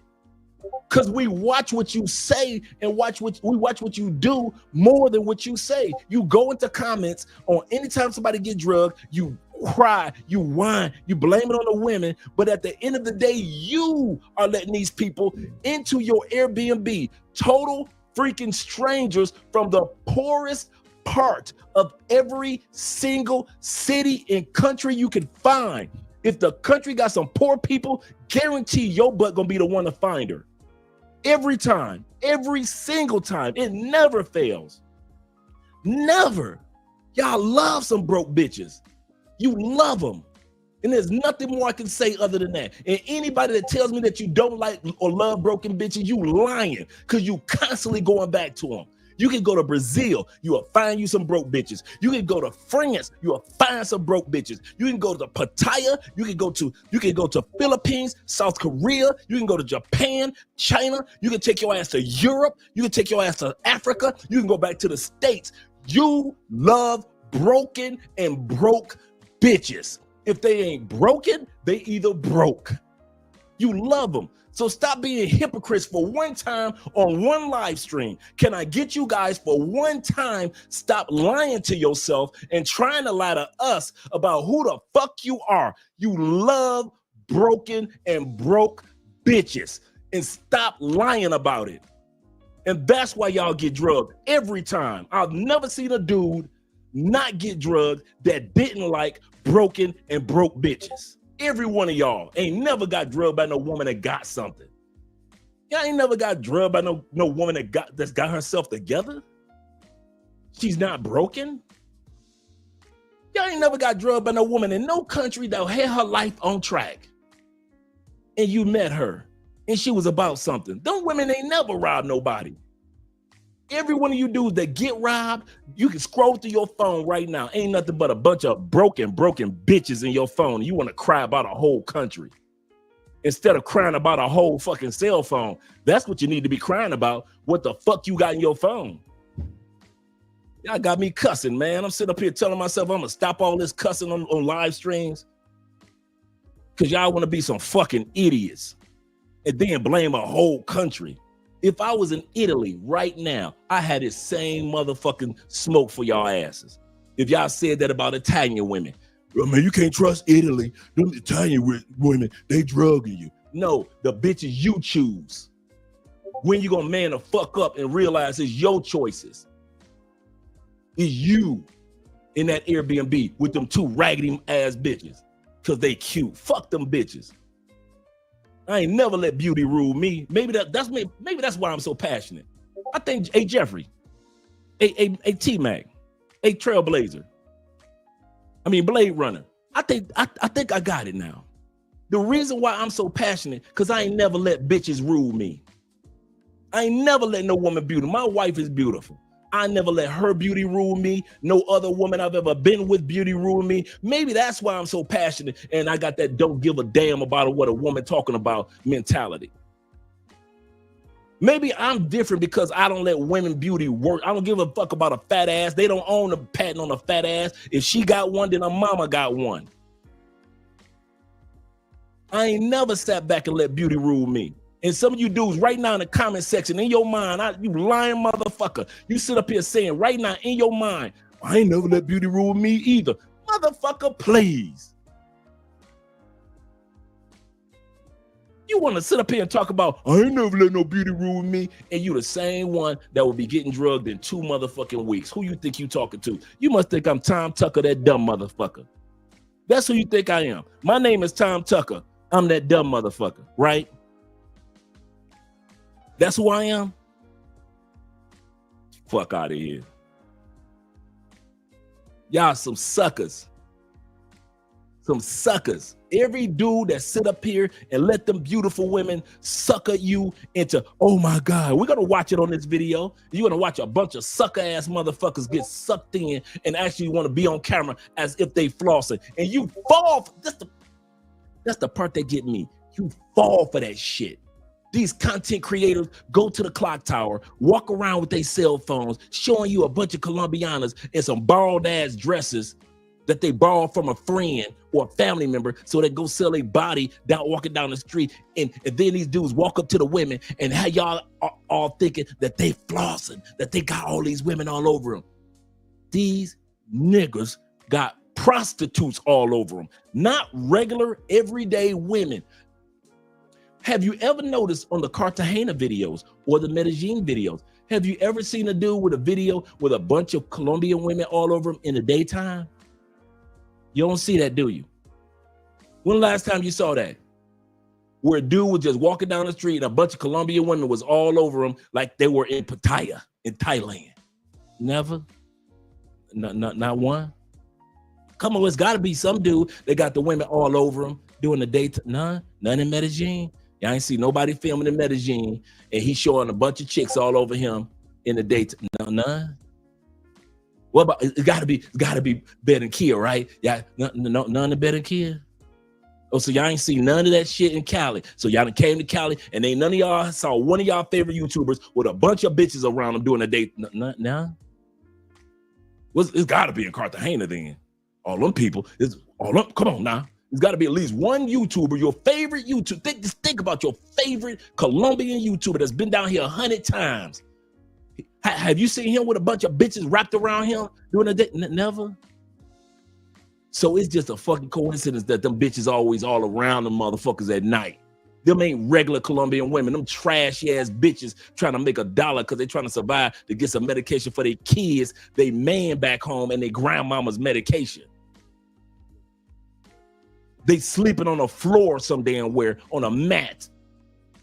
And the only time she gets to sleep on a mattress is when your dumb ass let her into your Airbnb or your hotel. That's the only time she gets a chance to sleep on a mattress. And you want to flex at me because I'm telling you the truth. Oh man, fuck this live stream. I'm out of here, man. Fuck what Drake talking about. Cool. Hey, y'all dudes like y'all bring me content. Cause soon as you get drugged, we gonna come over here, get some popcorn and some beer and laugh at your ass. What you think gonna happen? You leave this live stream, you can leave. Soon as your ass get drugged, we popping popcorn, getting some beers, make some videos, and we gonna be laughing. Ain't no this channel is done with giving you motherfuckers advices. We done. Them days are done. You can go over to Andrea channel and she'll give you the advice on Colombian women. On here, we done with that shit. You grown ass men acting like little ass boys when it come to bitches. Bitches.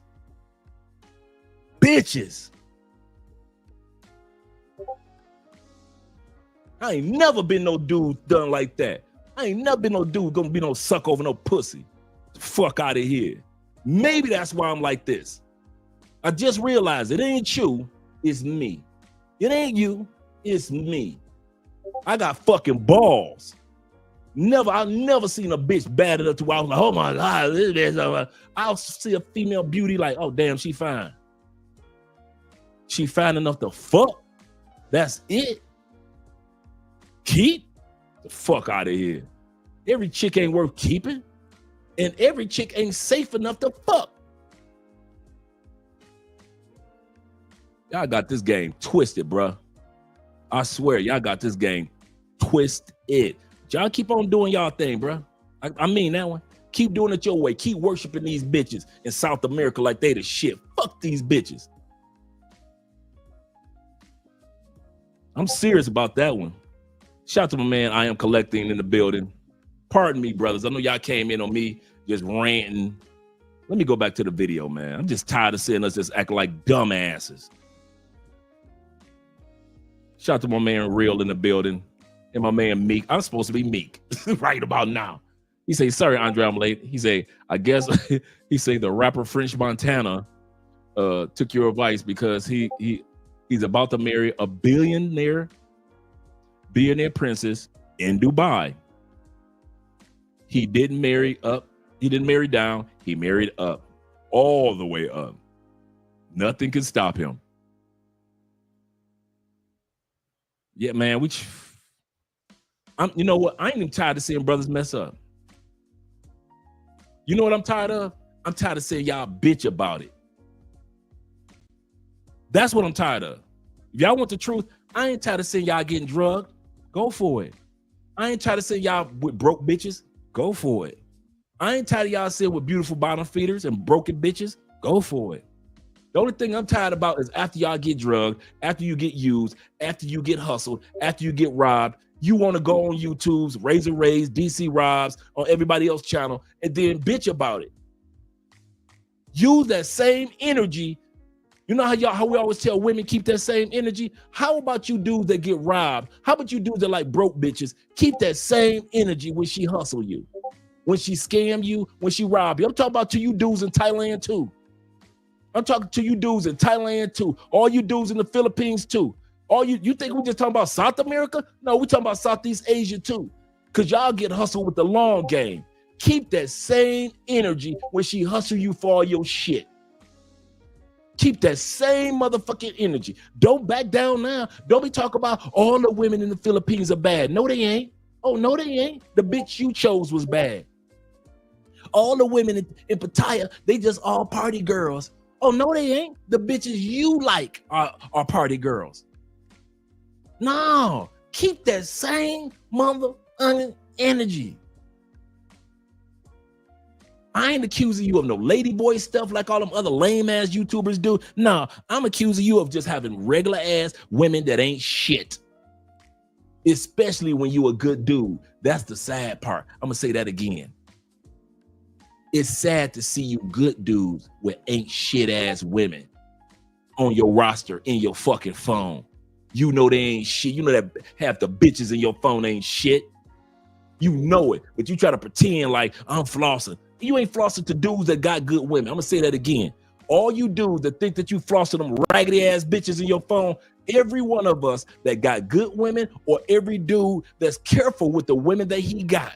Some of you dudes are in a relationship, but when you go to other countries, you always careful, you always wise, you always choose wisely. You got my man Aaron from Black Men's Travel. Always choosing wisely. You ain't never seen Aaron caught up in no BS. You got Barber World. You see him travel around the world. You ain't never seen them calling no BS. So it don't take you having to be in a relationship to not be a part of bullshit. I just so happen to be in a relationship. But some of you dudes are single and you don't get caught up in nothing. But some of you dudes are just as much of a good dude as we are. I'm gonna say that again. You are just as much of a good man as we are, but you love broken and broke bitches. That's what your problem is. You're a good man and you get ran over by broken and broke bitches, but then you always want to blame a whole country for the shit that you do.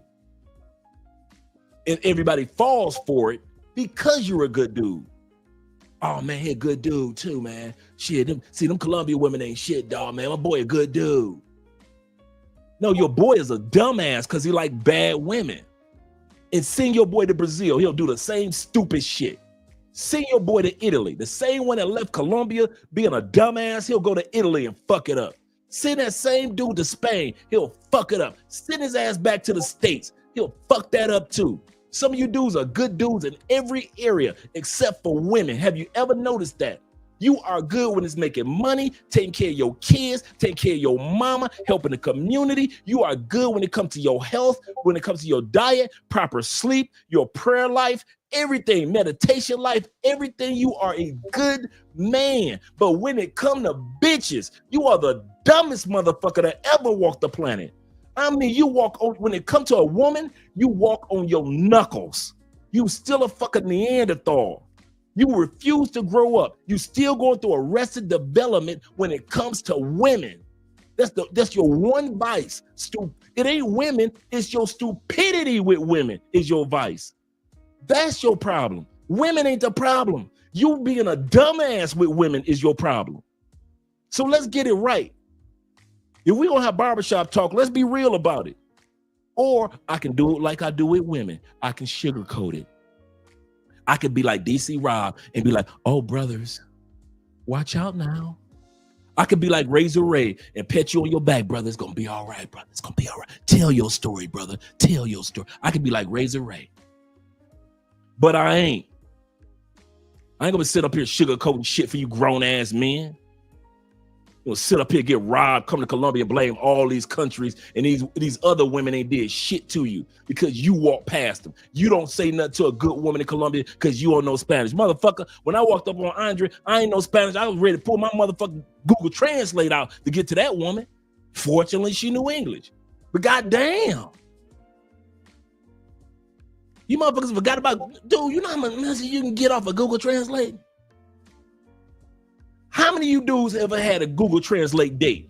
Put a one in the car. I put a goddamn one in the comment section where I had a Google Translate dates, didn't know a lick of Spanish, went on a date, had a good time, in a couple of days was beating the coochie up. That person ain't know a lick of English, I ain't know a lick of Spanish, but that motherfucking Google Translate got me the coochie. Put a one in the comment section, that damn Google Translate got you the coochie one day. Want to act like you ain't never used Google Translate before. Negro, please. Man, I was beating backs in Medellin with the Google Translate. Nigga, I ain't know how to say hola. I knew how to open my motherfucking phone. Girl, what you say, girl? What you want to order? What? Go to what? Next thing you know, that we playing Nicki Jam in the background, and I'm jamming in that ass. Please, come on, see. Passing that cell phone back and forth like it's motherfucking hot potato. Y'all ain't got no excuse. Any excuse y'all want to use about South America, I don't give a fuck what y'all talking about. Because I've been through it and I've seen it. You can use all your excuses. Oh man, Dre, fuck you. Fuck Dre, and fuck him. Fuck me. Fuck him. Now what? Your ass still gonna get drugged. So you can go off this live stream and say, fuck Dre as many times as you want. Your ass still gonna get drugged. Because you keep going on these damn apps and try to go for the young bitches. And this is the funny part. Me and another brother was talking about this the other day. A bunch of us talked about this the other day. Many of the women over 35 look better than the one under 35. Boy, in Colombia, Brazil, Man, some of these women over 30, you be like, God damn.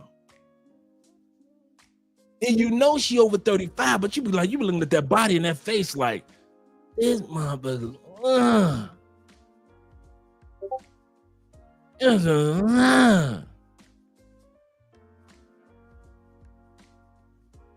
But you know that with many of these older women, you can't be coming with them bullshitty ass, I'm here for a weekend games. And that's why you run to the young ass girls that ain't got no job, ain't got no maturity. They on some stupid shit. They out there hustling. And this is the funny part.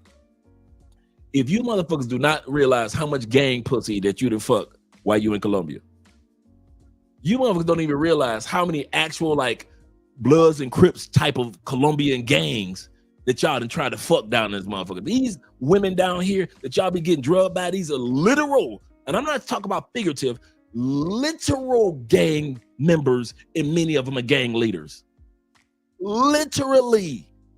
It's like you went to LA and tried to fuck the shit out some Crip chicks or some Blood chicks, and then you wonder why the fuck you got caught up. These are literal gang members, and all they do is during the daytime, they gang banging and on some bullshit, and at night they put on a mini skirt and fool your dumb ass into believing that she Sally Homemaker. How many Colombian gangs are down here? We need to do a video on that one. How many dumb motherfuckers fucking gang members? Man, y'all some fucking idiots, dog. I swear.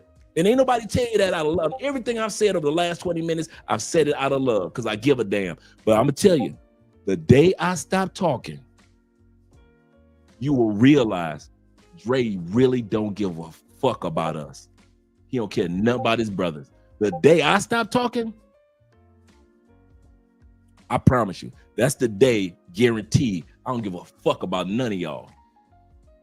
The day that you hear me shut the, so you better be a man, pull up your bootstraps, roll up your sleeves, and listen to what I got to say. Because if you don't hear me, because ain't nobody else saying, all the rest of them YouTube, what the rest of them YouTubers telling you? I know, I'm friends with them. You can go on Tinder. You can go on Bumble. Here, I got 3 bitches in my bed. They make it seem like it's just so easy, don't they? You ever notice they tell you about to go on the app? They even show you pictures of the ladies on the app. Hey, I'm gonna pull up this one right here on the app. They'll show you the ones that they met on the app. You ever notice how they never tell you how to maneuver that motherfucker successfully and safely? When the last time your favorite content creator ever put out a video or how to be on Tinder and do that shit safely? We've done it 3 times and I didn't even own no goddamn apps. We have actually done it over the last 6 years. 3 times we dedicated a whole video on walking y'all through how to do Colombian Cupid, how to do Tinder. And you still getting drugged because you love broke, beautiful, broken bitches. So I don't know why I'm even taking my ass over on this side of Colombian Cupid when you know you want them raggedy ass bitches on this side with the dimples in the beauty mark. Fuck out of here. Absolutely. Now that is true too. Meek said, no excuses, Andre, because dudes pull out Google Translate for the hoes in DR. So how's it different in South America? I don't even know. I always thought the same thing.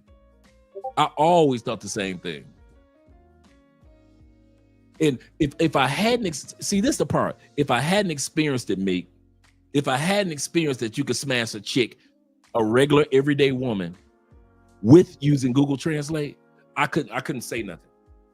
I could just say what I heard, right?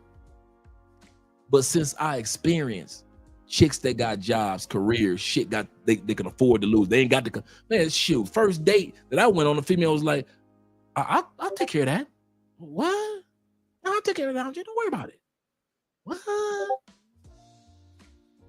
She paid for her Uber, the meal, everything else. We had a great time. And she just went on. Okay. I'll be getting the coochie tomorrow, though. I know you'll be getting the coochie tomorrow, Andre. With a fucking Google Translate.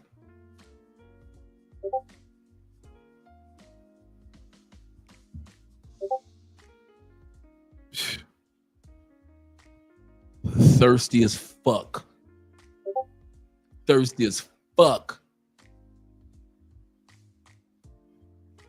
Man, I'm so mad at myself for all this cussing too.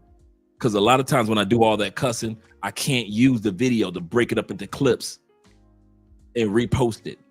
Like break it down and break the 4-hour video into 3-minute clips. I mean, into YouTube shorts, or I can't break the video into small videos, like 10-minute, 15-minute videos. Why? All that dang cussing in it. So that's why I've been trying to cut back on the cussing to help the algorithm for our channels. But this one, when I see so many good dudes being dumbasses, that's the part. If you're a Pookie, I'm not talking to you. Do your life, man. You're gonna fuck your life up anyway. You don't need Colombia to fuck your life up. You're gonna do it anyway, Pookie. So we already know what you want. If you Pookie, Ray, man, and you know who I'm talking to, don't act crazy. You're gonna fuck up anyway. So I don't even see why you watching this channel. But you good men, that's the disappointing part. Most of you dudes in this live stream, we got 91 people here. Most of you dudes are some good dudes, some solid. Every time I meet y'all, I never be meeting some dude like, oh shit, he's shiesty. It's always, I'm happy to meet y'all, even if I'm seeing y'all for the first time. Like if y'all see me in a club, or if y'all see me in the grocery store, if I pick you up at the airport, or if we're at a whatever, most of y'all do some, I could easily say, and I mean this, out of the 90 plus dudes that are here right now, at least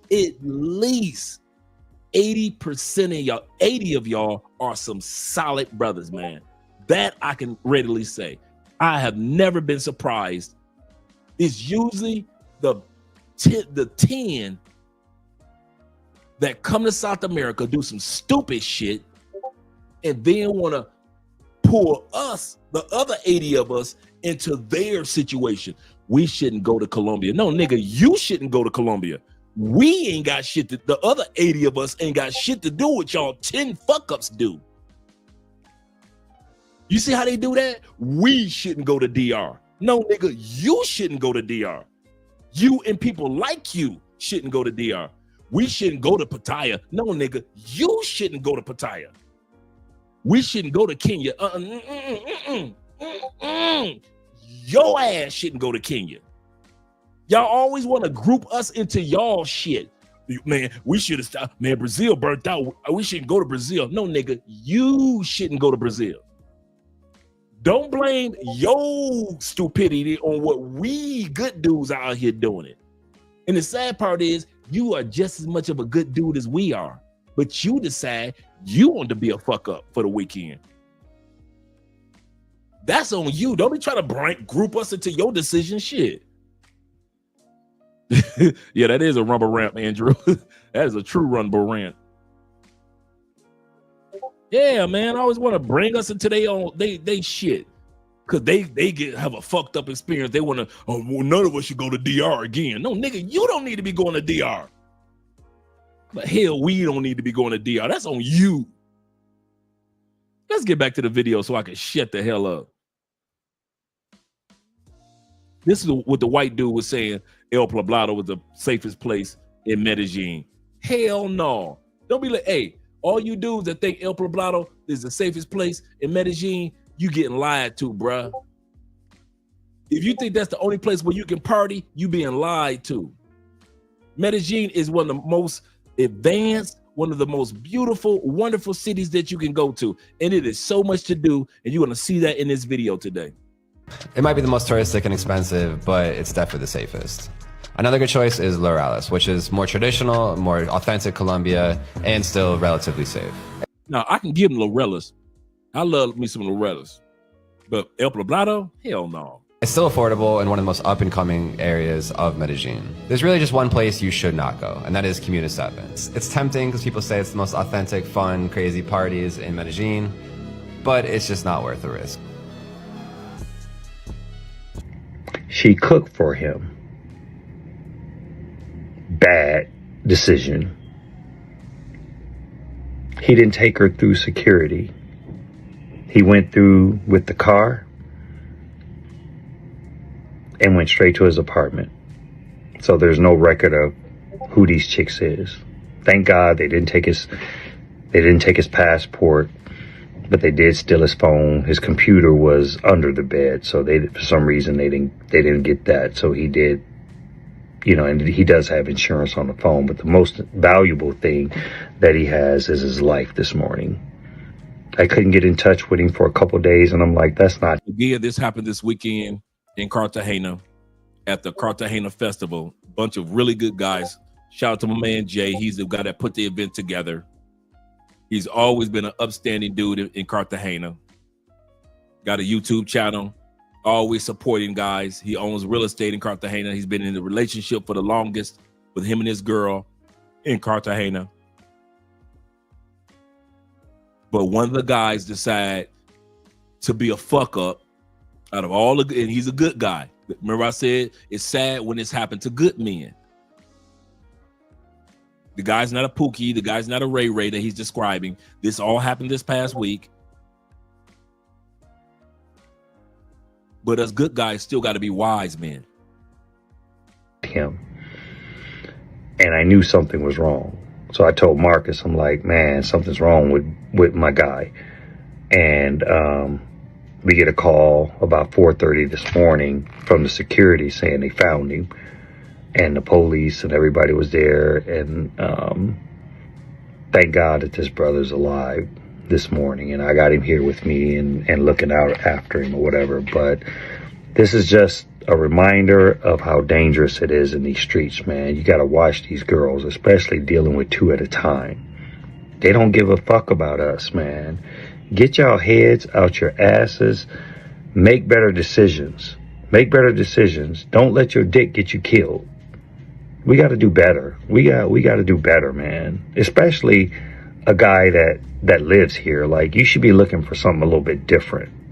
But I understand we all out here having fun and everything, but 9 times out of 10, when they want you to do a threesome, usually it's a setup.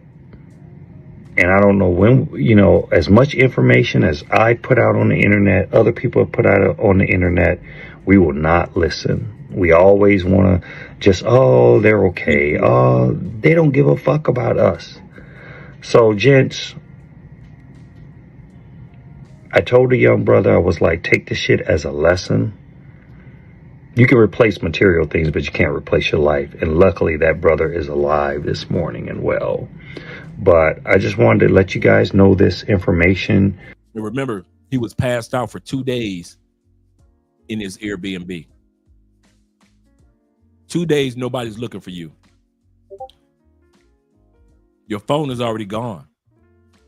Nobody's coming to check in on you or knock on the doors for 2 days. Nobody's reaching out to you. 2 days. Yeah, I thought about that. I thought about that too, Black Lex, when he said it. Don't let your dick get you killed. That's a t-shirt for you. I thought about the exact same thing. So you can use it. Hopefully nothing ever happens like this to any of the good brothers out here, man, because I'd hate to see anybody get killed. I would really hate that. Like, this has really got me upset this morning. And hopefully he learns a lesson from this. Hopefully he learns the lessons from this. But you guys stay safe out here, man, in these streets. And be on your P's and Q's. That's all I can say. But I'm out.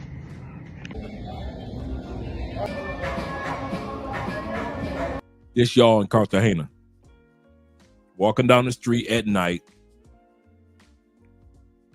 Cell phone out. Because you trying to look good for the ladies, white boy. Now, all the ladies that are watching him, let's watch this. In Cartagena, walking down the street. Look at the ladies watching him.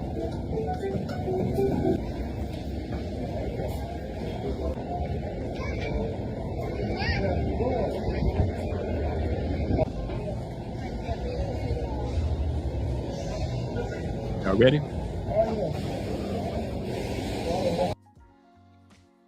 What type of ladies are those that are giving him some love? What type of ladies are those that are showing love to that brother? To the white brother right there?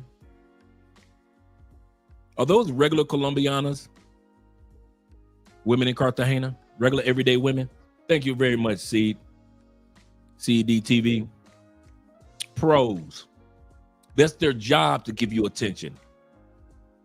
I don't know why he posts this video. This is what makes me mad with content creators. They'll post this video as if these were regular, everyday women out to have a good time, and they see you, and you're so handsome, Mr. Foreigner.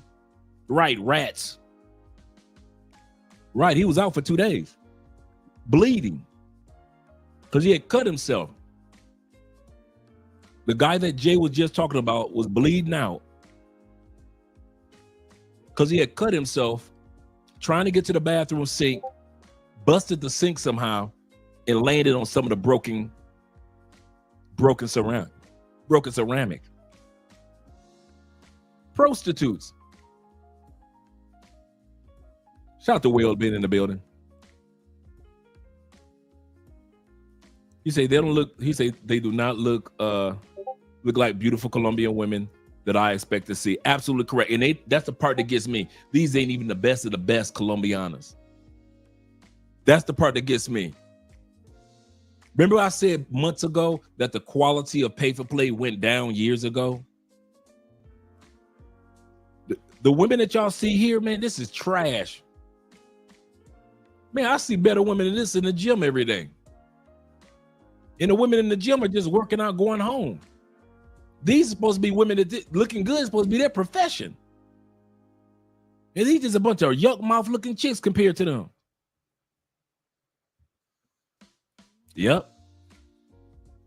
Let's continue on, gentlemen.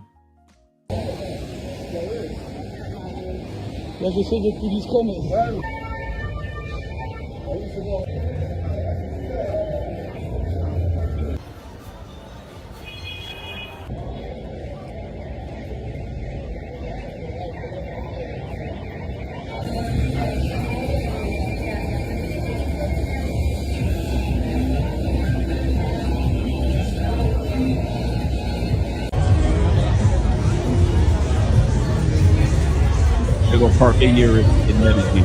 If you guys wondering what a park a year looks like, if you haven't been there.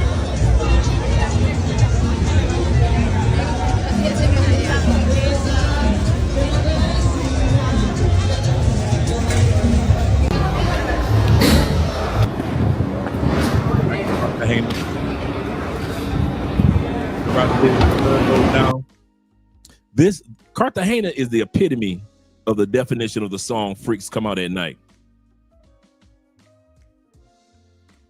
The definition of the song Freaks Come Out at Night.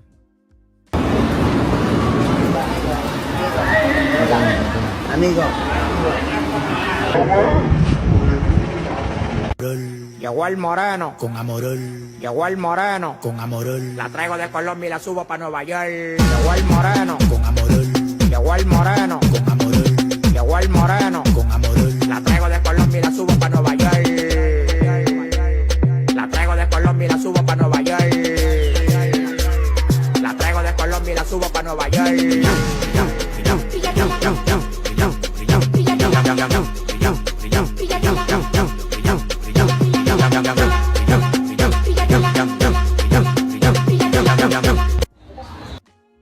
What would the lady say he was just walking with?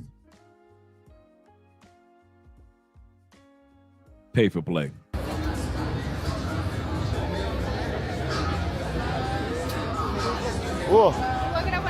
¿Cómo? No graba, no. Yo grabo a mí.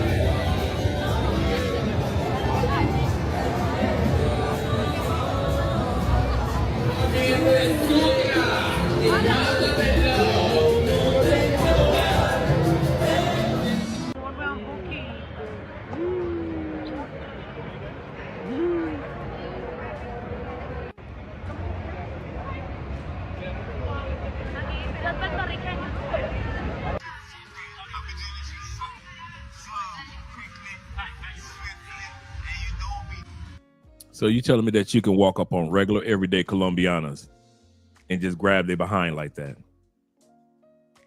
Absolutely correct, Meek. Absolutely correct. The quality is trash. Shout out to Black Lex.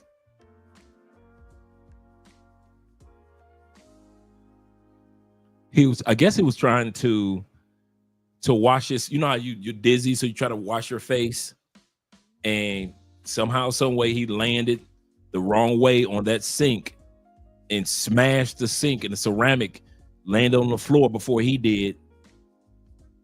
And so when they found him, it was blood everywhere. Right.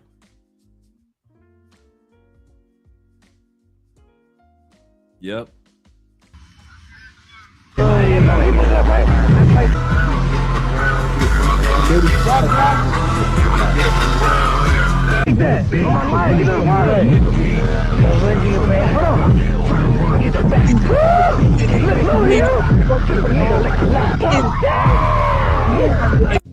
I want you, I need you, oh God.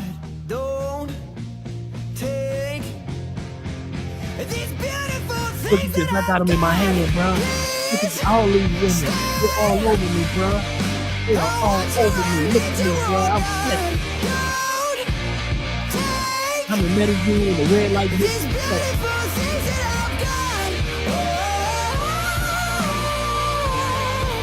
Yeah, they all want me.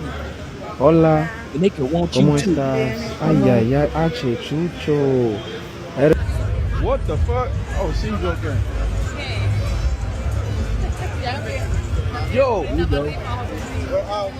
They to play location. I don't know. Just give me a hug. Come here. It's A1LON plus DON. I take your girl and a friend. Look at that. And then this one. Do this one. Look. Bonita. Check it. Why y'all think I love Cali so much? One of the reasons. When I say we don't have a red light district, we don't have a red light district. We got brothels and strip clubs. But this that you see in Cartagena, Medellin, and Bogota, we don't have it. And this is why Pookie and Ray Ray and Mayman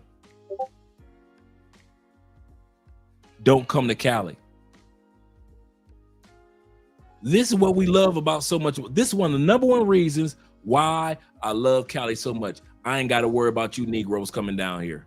You'll come for a couple of days and you'll leave. Cali boring. Yes, it is to you. We ain't telling you where to go. Cali is one of those cities that don't nobody take you nowhere, you will not know where to go. Even though we got the best clubs, our clubs are way better than Medellin's, Cartagena's. We got way more clubs. Our food, y'all always complain about Medellin food. You will not complain about soul food, Black Pacific Coast soul food in Cali. 40% of our city is Black. So you getting real food down here with seasoning, not Medellin's food. But the number one thing I love is we didn't got to worry about y'all dudes coming down here picking up some street chicks. Not in Cali, bruh. I'm telling you, the few street chicks that you see walking down the street in Cali, bruh, you think Michael Jackson Thriller was a remix. Our street chicks look like zombies, dog. They are nothing but dope fiends. The few that you see out there, and I mean the very few, and they kind of like hide in the shadows type of thing. So anybody that say that Cali got a street, a red light district, where? Show me. I ain't seen it. I ain't seen it. I ain't never heard about it from none of my dudes. But you dudes that go to these other cities, that's why y'all get got, because y'all pick up y'all trash. Y'all pick up trash off the streets faster than the trash man does. In the morning. You pick up your trash at night, the trash man pick up his trash in the morning. Oh, this one, oh shit. Let me see. That one is not, jeez, I'm getting, let me go. It's A1LON plus DON. I take your girl and a friend. A lot of white Western guys particularly think that they're going to come down here with their fair skin and blue eyes and sweep some nice Colombian girl off their feet. Hi. Hi. Like one of these girls. Hello, say hello to YouTube.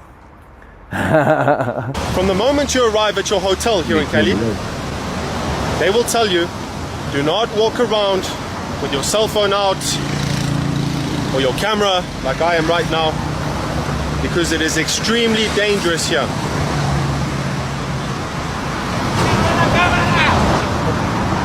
The hardest thing in my life. I've ever told him. He said a lot of people tell him when you're walking around Cali, put away your cell phone and your camera. Here in Cali, they will tell you, do not walk around with your cell phone out or your camera like I am right now. But what did he think? Because I'm a tourist, I'm white, I'm a content creator. It ain't gonna happen to me. Watch what happens when a car rides by. Because it is extremely dangerous here. They just told him, put away your camera as they were riding by. Calinos was just warning them, bruh, put that damn camera away. Tourist, white boy, blonde, blue-eyed, however you want to think of it. You can get got for being stupid. But then when they get robbed, when dudes get robbed, what do? They blame the whole country for the stupid stuff that they did. Yep, the hard head. Hard head make a soft ass every time.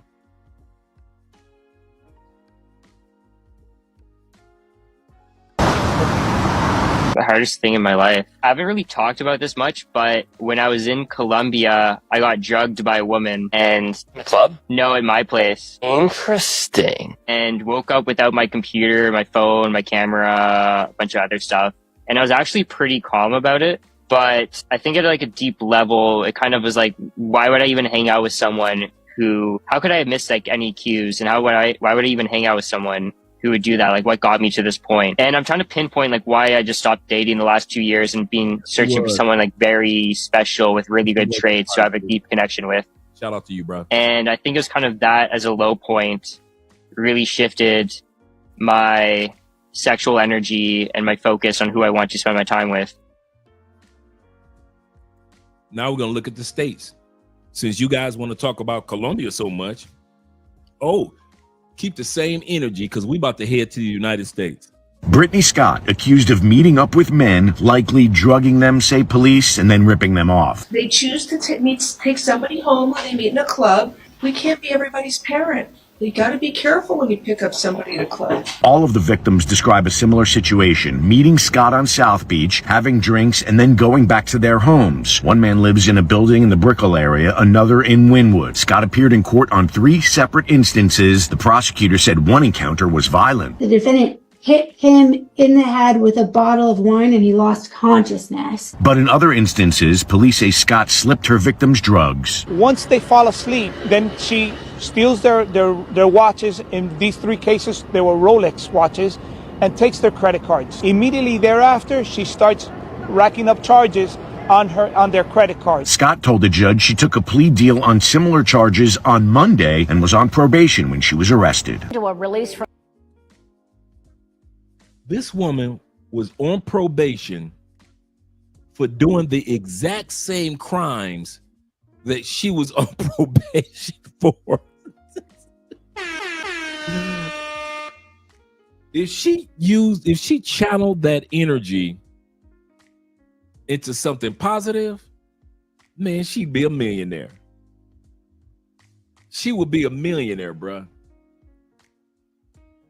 Hit him in the head with a bottle of wine and he lost consciousness. But in other instances, police say Scott slipped her victims drugs. Once they fall asleep, then she steals their watches. In these 3 cases, they were Rolex watches, and takes their credit cards. Immediately thereafter, she starts racking up charges on their credit cards. Scott told the judge she took a plea deal on similar charges on Monday and was on probation when she was arrested. To a release from Yo's office, 33-year-old Osborne is accused of meeting men for sex, drugging. That's the best that y'all can do. We only looked at 2 women in the state so far. That's the best y'all can do. Y'all getting drugged and robbed for Rolexes from these women?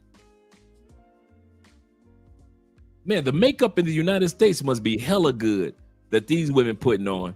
These women must be putting on amazing makeup for you dudes to be letting them steal Rolexes from y'all. We're in the United States, gentlemen. We have left Colombia for right now. All you guys that want to talk about Colombia, okay, keep that same energy. Let's look at the women that's drugging y'all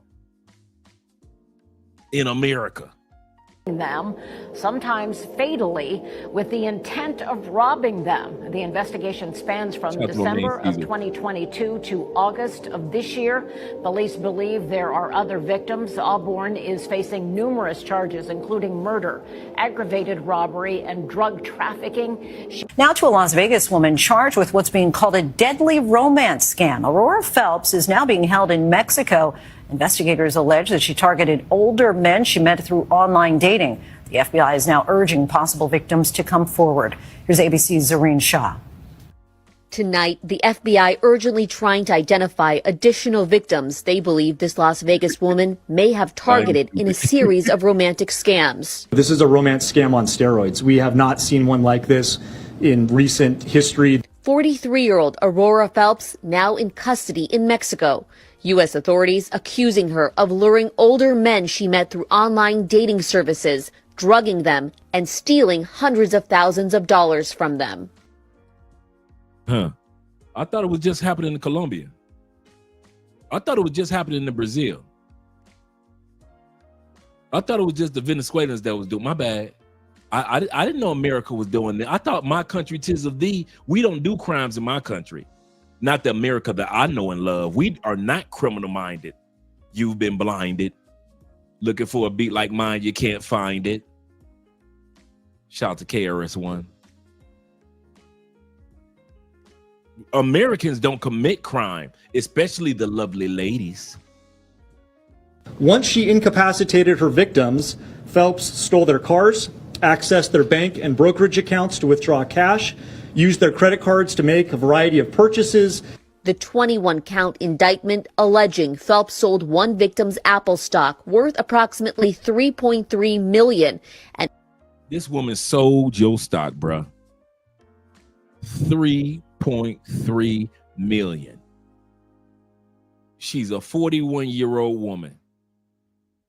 She ain't 21, hot and sexy. Y'all want to talk about men getting hustled in Colombia? Look at what the trash that's hustling y'all. I know, right? Unsuccessfully attempted to remove the $3.3 million from his E-Trade account. In 2023, Arturo Pena met a girl on social media, 17-year-old Natalie Navarro. The two later met at Audubon Park in Garland. But Pena did not know Navarro brought her boyfriend, Yordi Martinez, to rob him. During the robbery, Pena was shot and killed, allegedly by Martinez. He had a really good heart. That was his biggest thing. He believed everybody was like him. It's unfair. It feels really unfair. Pena lived in Mesquite. His family initially reported the 21-year-old missing and even hired a private investigator. They received online tips that Navarro and Martinez were responsible for his disappearance. They called Mesquite police when they spotted the couple. Cell phone video shows officers apprehending Martinez. He and Navarro, however, were released, citing a lack of evidence. The next day, Garland police found Pena's body in his car at the park, while Navarro and Martinez were on the run. Navarro had been reported missing by her family, and an Amber Alert was issued, a possible attempt to confuse investigators. But Navarro was captured near the Mexico border and brought back to Dallas County. I was horrified. I was on my futon and it was this woman basically looting my apartment. The victim says he was 100% sure he was drugged. Yes, men can be drugged too. And a quick search will show you that it happens more often than you think. A woman is behind bars accused of stealing high-end watches from men she targeted across South Florida. According to... Come on now. Sexy American women. These women are so sexy. They're such ladies. This only happening in Colombia. They only are drugging dudes in Cartagena. This does not happen in the America that I know and love. This cannot be true. In the words of Donald Trump, this must be fake news. American women don't drug men and take their money and rob them and take out of their investments 3.3 million and take their Rolex watches. Not American women. Say it isn't true. The arrest report, 25-year-old Angelina Esty stole Rolex watches from men in Miami, Doral, Miami Beach as well. The report goes on to say that she would meet men at nightclubs or in one case, a hotel, end up going home with them. And that's when the report says she would steal the Rolex watch, other high-end items as well, and leave before those men would wake up. Esty was arrested and now faces grand theft charges. I legit don't remember coming back to my place. Bobby Scally is thankful this surveillance video exists. It recorded a part of the night he has no memory of. Allegedly, we walked back. I don't remember that. Bobby went out with friends June 10th, and that's all that he really remembers. He was at a popular bar on Las Olas in Fort Lauderdale. And next thing I know, I woke up in my apartment, almost paralyzed. Couldn't really feel my legs, couldn't talk. Bobby says doctors told him what happened to him could have cost him his life. They said I should have been dead with the amount of drugs that were in me. Fort Lauderdale detectives are looking for this woman, who they accuse of stealing a number of Bobby's things. You notice that a lot of these crimes are happening in tourist states or tourist locations. LA, Miami, Las Vegas, Cartagena, Medellin, Bogota. You see the correlation? Don't think that it's just a South American thing. It's a North American thing as well. Including designer watches and cash. Noticed my watch was missing.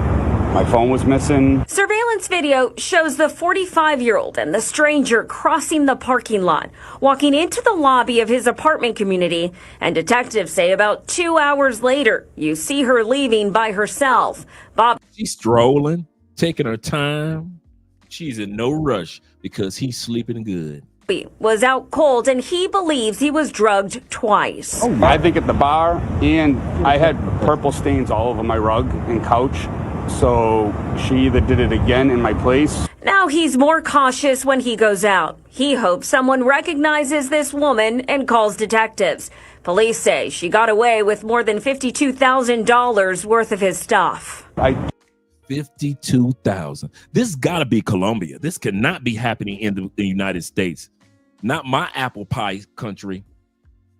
Not the country of the American bald eagle. Not my country. This is a travesty. We need to find out the truth. This got to be fake news because American women don't drug men and rob them of $50,000+. That is in Colombia, right? Right? Right?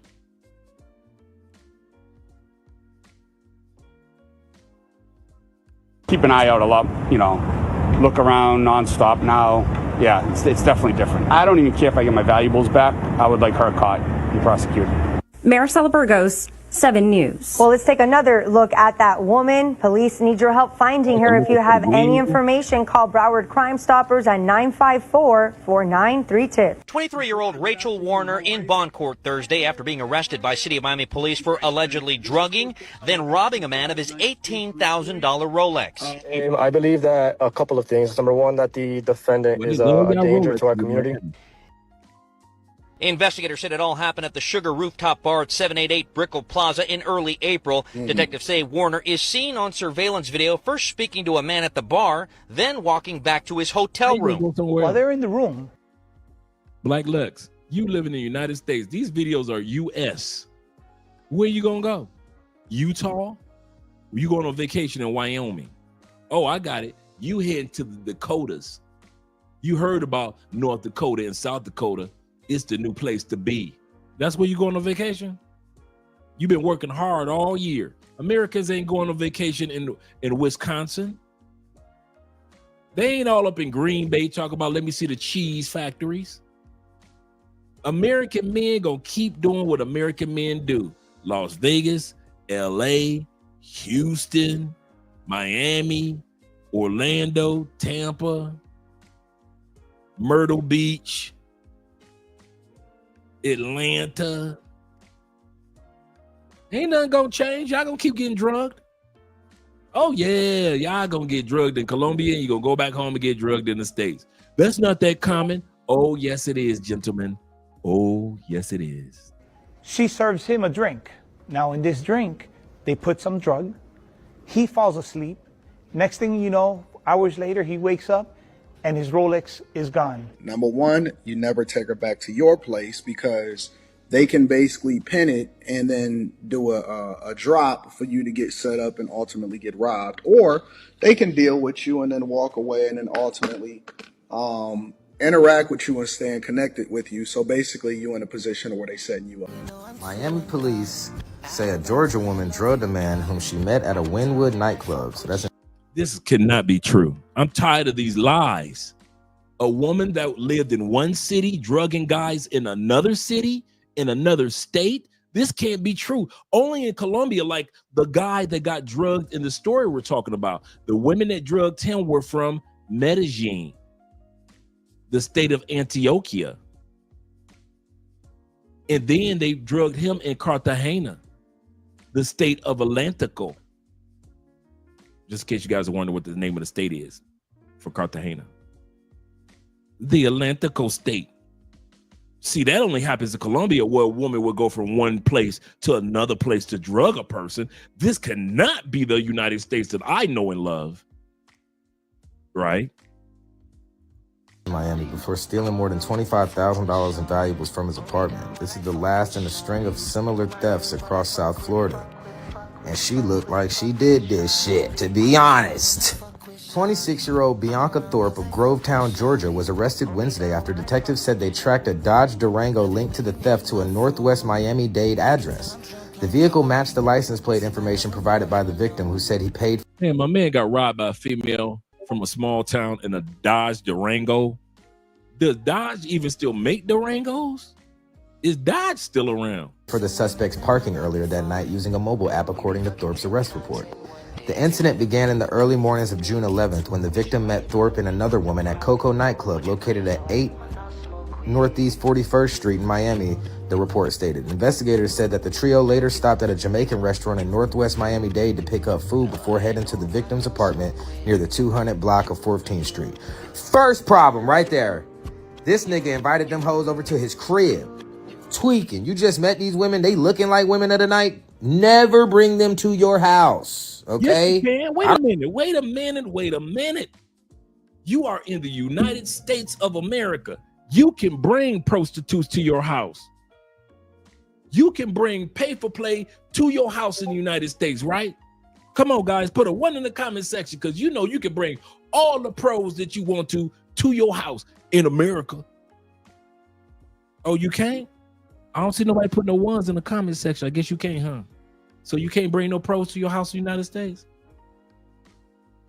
So this is foolish in the United States if you're bringing strange prostitutes to your house. It's foolish in the United States. Well, how the hell is it foolish to do it in the United States or in Canada or in UK, but it is cool to do it when you got your dumb ass in Colombia? It's just par for the course every day when you in DR. When you love doing it when you are in Southeast Asia. No, wait a minute, you can't do it in the States. So you ain't never even got no. So what you're saying is, if this was a football game or a football team, you ain't never made it to practice? Practice? You ain't never made it to practice, Allen Iverson? No practice? So by the time you get to another country, you don't know what the hell you're doing by bringing prostitutes into your Airbnb or hotel room? Is that what you're saying? No practice? No skills? No sense about it? But you do it anyway? Y'all it's hypocritical. You can't do it in the States, but then you think that it's all right to do it in other countries. He said, I was in Vegas at the casino when I was younger, and he said, I saw this high roller with a pro. He cut a couple of bad hands, and he told her, beat it. I lost because of you and your pro energy.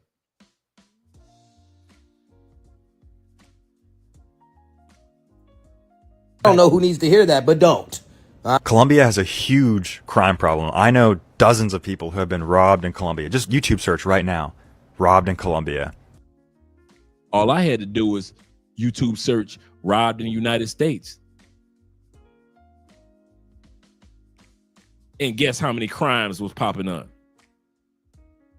Mass deletions, public these deletions in schools. Your kids can't even go to kindergarten. Grandmama can't even go to Target. Your grandmama can't even go to church no more. Just Google crime in the United States.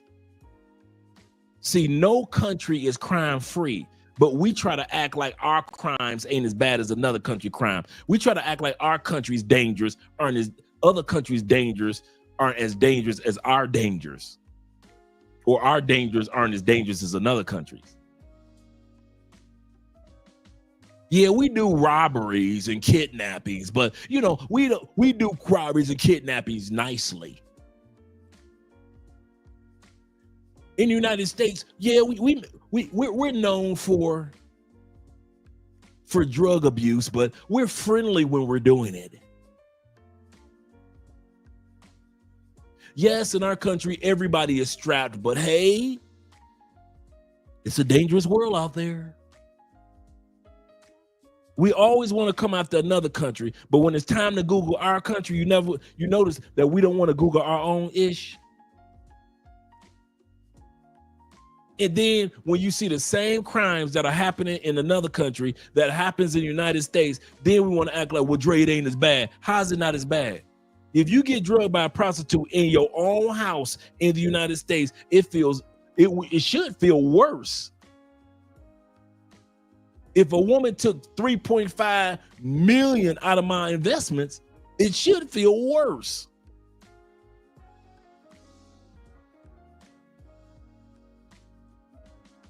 So y'all can justify my country, 'tis of thee, all you want by saying it's dangerous in Colombia and pretend like I ain't never going to Colombia. You should be leaving the United States then if you're going to do all that talking about some crimes. He said ninjas are set up. Ninjas get set up right here in Brooklyn. Facts. Detroit, man, when I was a teenager, females were setting dudes up. Especially drug dealers, man, them females were setting dudes up when I was a kid. On YouTube. I was one of those people before. It's not rare in Colombia. Like, it's really not. You hear about people all the time getting shot, getting mugged, getting kidnapped. It happens in Colombia. Colombia is a fucked up place. It's irresponsible to go to a really dangerous place and say, oh, look, this is totally fine. You can come here too. It's one thing to make a video in a dangerous place, showing the humanity of it, showing the other side of it. But to go to a place that's actually dangerous, where people get robbed, mugged, kidnapped, killed every day. What country do we know that does that every day? What other country other than Colombia do we know that does that every day? That every time you turn on CNN, MSNBC, Fox News, what country does that? I don't know. Well, let me just take a long guess. The United States. You can get drugged, you can get robbed, you can get deleted, you can get kidnapped. Oh yeah, you can. Every day. Man, the United States is so bad, man. You gotta have an Amber Alert for your kids. You gotta have an Amber Alert. There are countries that don't have half the money and half the population of the United States. They don't need an Amber Alert. You got to have an Amber Alert. We got so many perverts in our country that you got to create a list and put them on the pedophile list.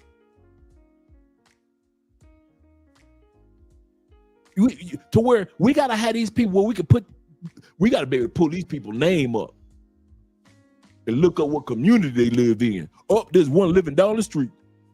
We got to get him out of our neighborhood. You got so many people hooked on drugs, pills, and everything else that you can just walk down your local street in Detroit, Chicago, Philadelphia, DC, and just see people leaning all the way to the ground. We hypocrites, bruh. We hypocrites. Crime is crime is crime. And let's not talk about the political crimes, because just as bad as Colombia is with their political crimes, did you just see that new budget bill that passed? For the second presidency, Trump has looked out for the rich and didn't look out for the average person. The second presidency, Trump did it in 2016 and gave the mega rich extra tax breaks. He just did it again.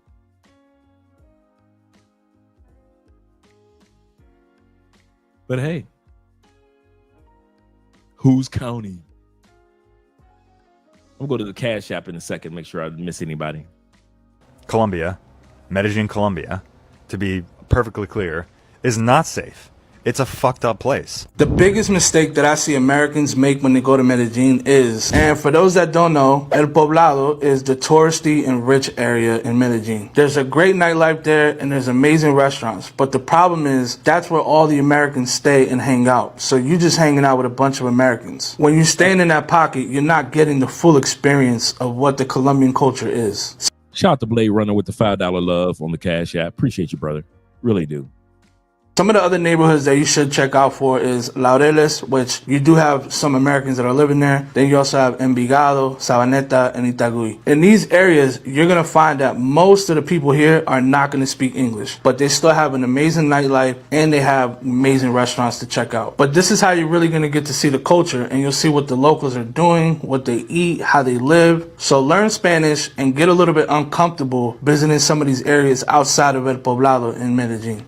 When I give people travel advice and I tell them things like stay vigilant, don't go looking for things in the wrong places, this example right here is where that gets you when you're looking for things in the wrong places and you're not staying vigilant. If I'm correct, last year in Colombia, there was a group of guys that went on Tinder and they went on these dates with these working girls, and they would end up going back to these places, get themselves in really tricky situations where they were in enclosed spaces and in rooms and wherever, and they ended up getting offed. The reason I'm because those situations are avoidable. There's this whole thing with the passport bros, right? Where men are traveling to places, especially Medellin, Colombia. It's a very, very popular place. You can Google this. There's articles about it. It's a place where there's a lot of working girls. And a lot of them who are working are on dating apps. So when you match with these beautiful women and they say, oh, let's go on a date. You go on a date with these women. Sometimes you don't know that they are working. And sometimes you don't know that they are working with other people, men particularly. And before you know it, you've had a few drinks, you go back with these girls, and there's 4 guys waiting to rob you, or even worse, off you. Colombia as a whole is an incredible country. It's so beautiful. I visited 4 separate times. Lovely people, so much great landscape. We're going to talk about Colombia as a whole. But this is an example of a situation that's avoidable. You never had to get on those dating apps. You never had to try to hook up with these women who are not from your own country. You could have just gone and enjoyed your trip without looking for sex. And you're probably asking yourself, well, Cello, how do you know this? You must have been doing the same thing. No, I met about 5 to 6 people over the course of my 4 visits to Colombia who said they found themselves in really sketchy situations because of the dates they went on through the dating apps. So what do I recommend that you do? If you're gonna go to places like this and search for things like this on dating apps, you need to be incredibly, incredibly careful. I would recommend that you just stay off those apps as a whole when you're traveling. But if you're going to do it, please be safe. Maybe find some events in these places that you're traveling to try to meet women organically, because the women in these places, they go on these apps knowing that foreigners are going to be on them and they are easy targets. Don't be an easy target. Stay safe, everybody.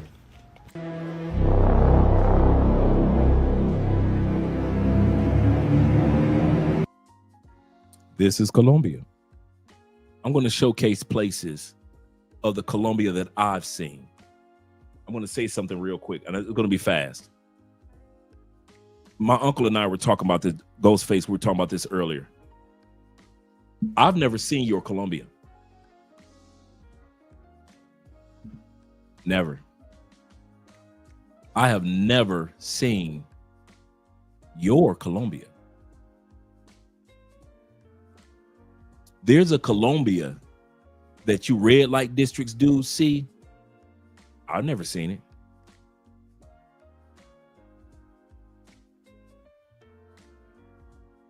That those clubs were tourists, were a bunch of tourists. I've never been to a club with a bunch of tourists. There are a few of us here and there, never a whole slew of us. I'm about to show you the Colombia that I've seen, that many of you have seen as well. Many of you don't see the red light districts. We don't go there. There are many of us that never smoke Colombian weed. There are many of us that have never had a bunch of women in a hotel room. Sorry. Your Colombia, I have not seen. And for many guys, my Colombia, you have never seen. So I'm going to show you the Colombia that kept me here and kept a lot of you guys here who live here, that kept the T-Max here, the J. Clydes here, the J here, the brother that was telling the story about the guy that got drugged in Cartagena. Why are we here? There's a Colombia that you guys never see. You don't notice it. You don't care about it. And that's cool. But don't think everybody sees your Colombia. Everybody doesn't see your Brazil. Everybody doesn't see your Pattaya, your Thailand.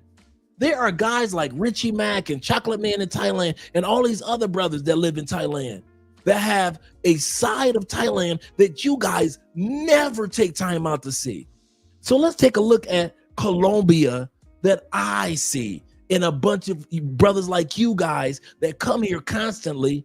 Why dudes keep coming back to Colombia? And it's not for the ones that you see, but it's for the Colombia that we see.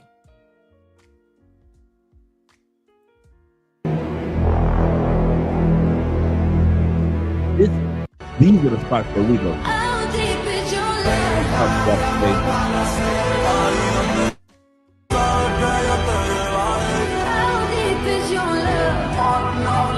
Private island.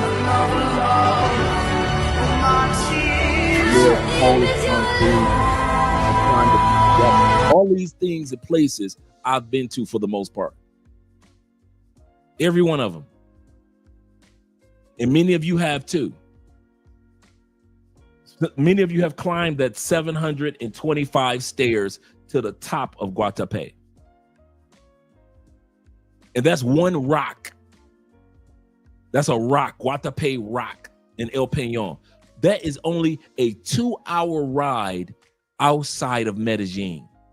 That's it. Dude, how do we get there? How did me and Andre get there? We actually took a Uber or a taxi straight from the airport. It was only $45. Straight shot for $45. You can't get to the other side of your street in the United States with an Uber and a taxi for $45 in the United States. 2-hour drive, $45. We were at the top of in the city that's around it, in the landscape, in the campsites, in the river that's around it. Oh, bruh. And y'all steady going to El Poblado. Shh. Okay. That's why I'm saying I'm showing you my Colombia that a lot of you guys have seen, but a lot of you guys haven't. This is the absolute must do thing in Bogota, Colombia. Stay at the Isla Verde Hotel. Instead of having rooms, they have 5 private islands inspired. They have 5 private islands that they created in Bogota. And you steady going to Cartagena with your chick. When you go to Cartagena, when you go to Bogota and enjoy yourself. And in Colombia, a flight to all the major cities is like $100 for round trip, $115 for round trip tickets. And most of the time you can get first class for $115. And any major city that you want to go to in Colombia is only a 45-minute to an hour flight away. So you can fly from Cartagena to Bogota, from Bogota to Cali, from Cali to Medellin, from Medellin to San Andres, to Santa Marta, from Santa Marta to Medellin back, and from Medellin to Barranquilla. And each one of them on our flight. But you steady want to go to them ragged ass bitches in them ragged ass areas. By the most iconic destinations of the world, like Tulum, Mexico, and Mykonos, Greece. They are absolutely gorgeous. The view, the finishes, every inch of it is completely beautiful. I was so in love. This is in Medellin. Check out this bowling alley. You ain't never seen a bowling alley like this, but this in Medellin, and it ain't in El Poblado.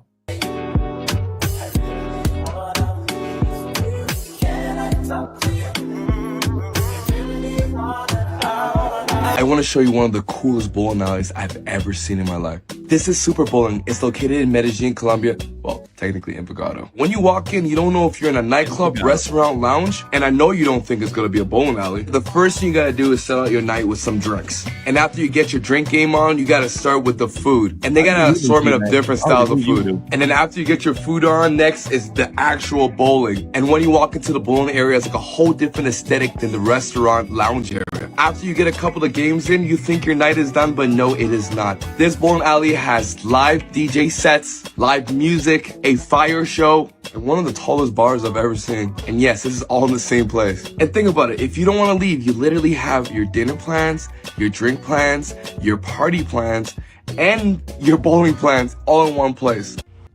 Before we go any further, T-Mac says it's off the hook. While you guys steady running, so when I sit back and I say that the locals don't run to El Poblado, they don't run to Parque Lleras in Medellin, y'all like, well, where do they party at? Every place other than where tourists are. You guys are steady running to El Poblado when you can go to Envigado and just hit a bowling alley and have the time of your life. This here is a bowling alley in Cali. Not as fancy, but yes, it's nice.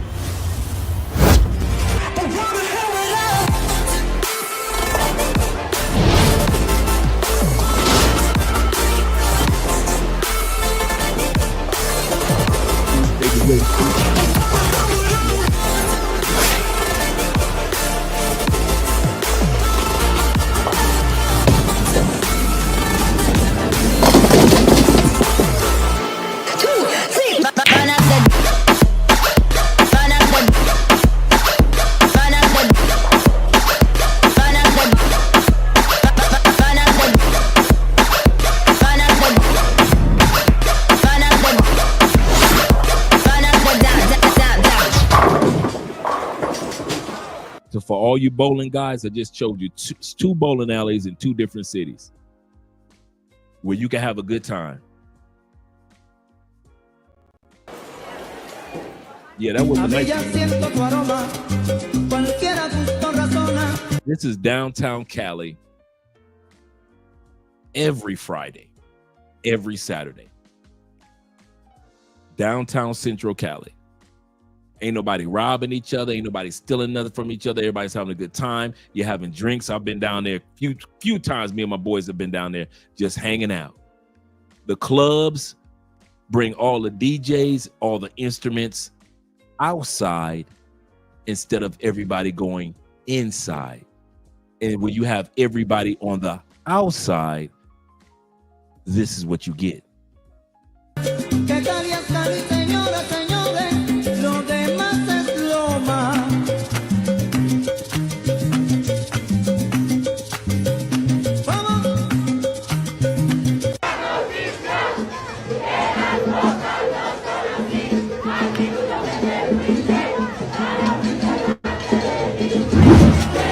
Amarilla de la Fuerza Mayor.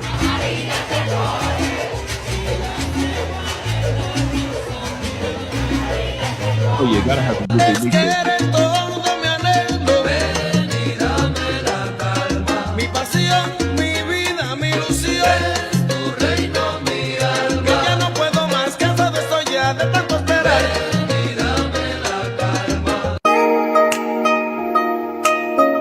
This right here we've been to, this is the coffee park. This is Juan. Some guys, a lot of times in the States, we think that Juan Valdez is just a made-up person on a can of coffee, right?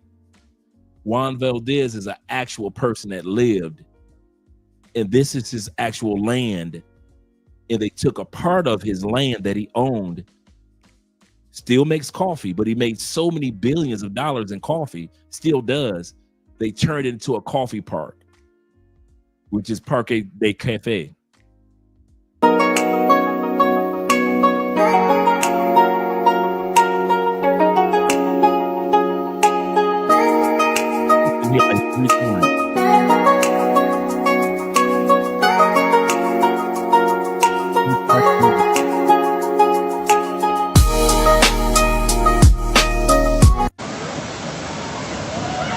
Cafe.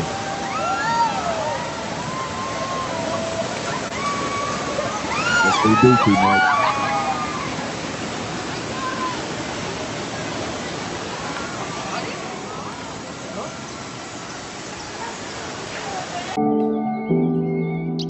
The rock, that whole area around it is beautiful. Not just the rock, climbing up the rock, but all the land that's around it, the water, the town that's around it is really nice. Climbing up that rock is a beast. There's food in Colombia. Come on now. Here in Cali, Copa, one of the most famous salsa clubs in all of South America. All right, guys, once again, it's your boy Andre, Love Crossing Borders. Got a chance to show you guys where we got Cristo Rey, the statue. There's only 3 statues of Christ in that pose. You have Christ the Redeemer in Brazil. You have Christ the King in Cali, Colombia. I just took some brothers up there the other day. And then you have the last one in Bolivia. We ate this evening. We got a chance to hang out. Me and my boy Philly Dom got a chance to hang out. So far, how you liking it? I'm loving the place. I'm loving the place. I'm loving the place. All right. It's definitely a must visit. And Colombia, you definitely got to come here and visit and hang out, man. You'll find out that you might like this place a lot more than what you think. It's not like your regular Colombian cities, like, you know, the Medellins and the Cartagenas. It's a different vibe. It grows on a different atmosphere. It's a family oriented, like a family oriented type city, and it's a lot slow paced than them other cities. So yeah, you'll like it, you'll enjoy it. But this is the biggest attraction right here. Yeah, right there, Cristo Rey. Been to the football games. You would think they was paying these people to cheer as much as they cheer at the soccer games.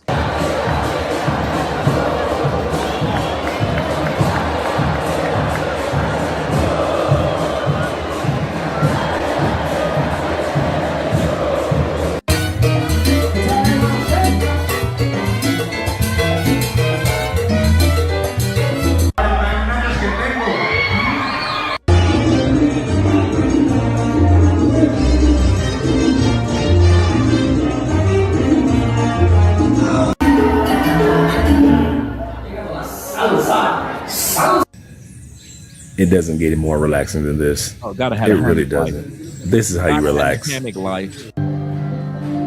We went to a restaurant. You would think there's rain in the background, or that is fog. No, we are up in the clouds. We are literally up in the clouds, enjoying a nice dinner. Yep. This is a finca. Fincas come in different forms. This is a modern day finca. But then you have the historical finca, like the one I was at with the hammock. We went there. Nobody was there. So we had the whole area to ourselves.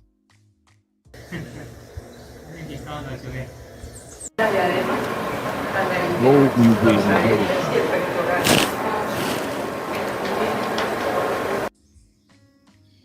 Andrea just chilling. I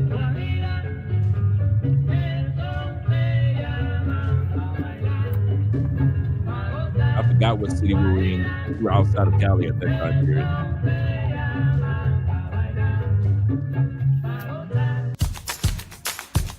Gotta have a 3D camera. 360 Osmo.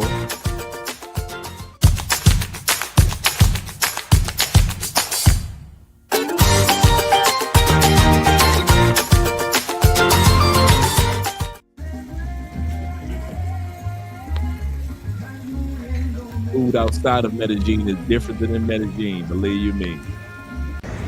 All right, guys, this is your boy Andre. Love Crossing Borders out here. About to meet your girl Andre out here for the clubbing. If you guys come down to Cali, Colombia, you guys will be in the, I know this is backwards, but you'll be in the Jumbo area. You got a few new clubs out here. You got Negra, that's been here for a while. You got the 40 Club. You got Rubia. You got Rose Negra. And then you got a couple other clubs down here. Of course, you already know about the Living Club. So if you guys have already come down here and been to Club Living, and this is the area you're gonna come to. But we're going into this club right here, right now. Get a spot. A couple of the fellas are gonna be hanging out in here. Really huge club. And so Andrea's gonna meet me here once she leaves hanging out with the girls. It's a cool spot for even for you guys that don't have ladies with you. Like Club Living, sometimes if you have ladies with you, they automatically let you in. Sometimes if you don't, depending on the crowd, they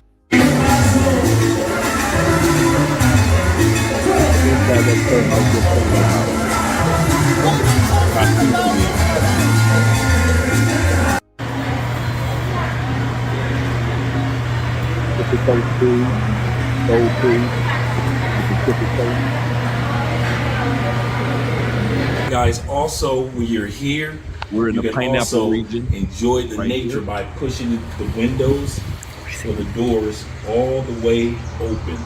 So as you're out there enjoying nature and seeing what's going on, you can just take the whole wall of doors and just open them all the way, slide them all the way down, and then you get a chance to enjoy a whole open concept.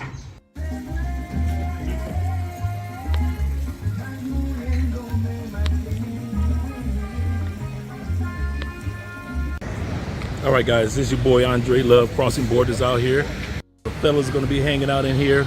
Yeah, because of they automatically let you in. Sometimes if you don't, depending on the crowd, don't come to Colombia. You're gonna get robbed. You're gonna get stolen. People are gonna drug you. You're not gonna make it home alive. That's what everybody thinks when they come out here to Colombia because of what they see on the news, what they see on YouTube. And I've been out here for almost, I want to say 4 to 5 months. Almost 6 months to be exact.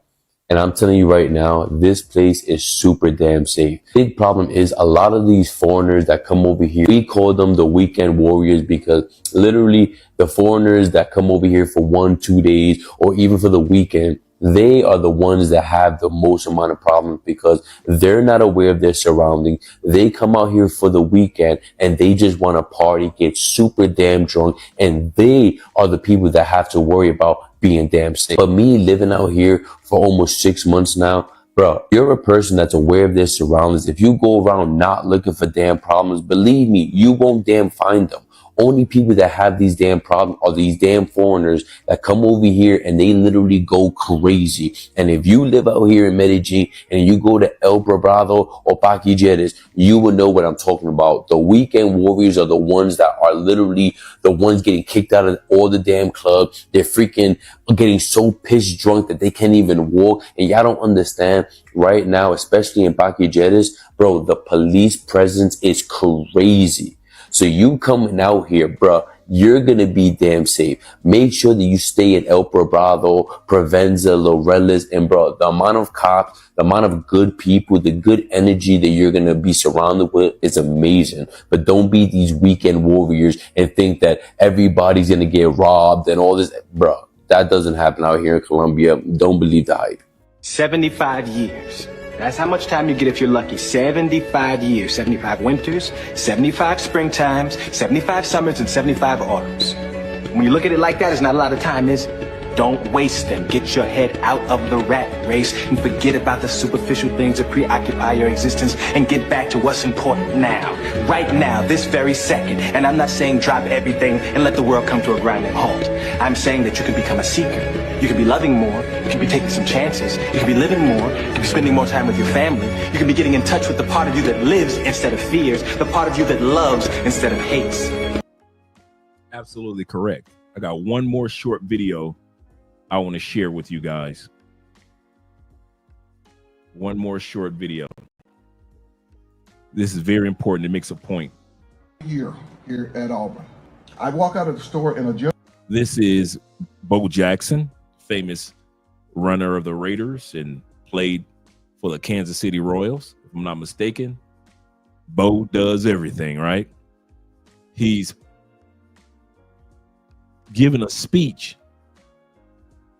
talking about how a person offered him $5 million and why he turned it down. And the mindset that he has or had when he turned it down is the same mindset that we need to use to turn down certain things in South America. gentleman walked up to me, didn't know who he was, suit, called me by my name, and I look at him as I'm walking to the car, and he said, "Can I speak to you for a second?" And I listened to him, and he said, I forget this guy's name, and this was the time the USFL teams were out. The owner wants to know, if you tell me right now that you'll forego your senior year to come and play for the USFL team, he said he wants to give you this as a gift. And he presented me with a check for $5 million. And I looked at it, and I looked back at him, and I said these words, not because I didn't need the money, I need the money like a mother, but because of his coaching, Coach Dye's character. I thought about all the things that I could have done with $5 million. And then I thought about this. I said, Coach Dye wouldn't do this. Coach Dye wouldn't do this to me. I'm not going to do it to Coach Dye. I'm not going to hightail it and leave my teammates. I said, I'm not going to leave the fans at Auburn because they have faith in me. They got faith in this team. And if I'm going to be a part of this family, I got to do what I got to think is right. And I looked at that man and I said these words. I said, I don't want that. And it's not because I didn't need it.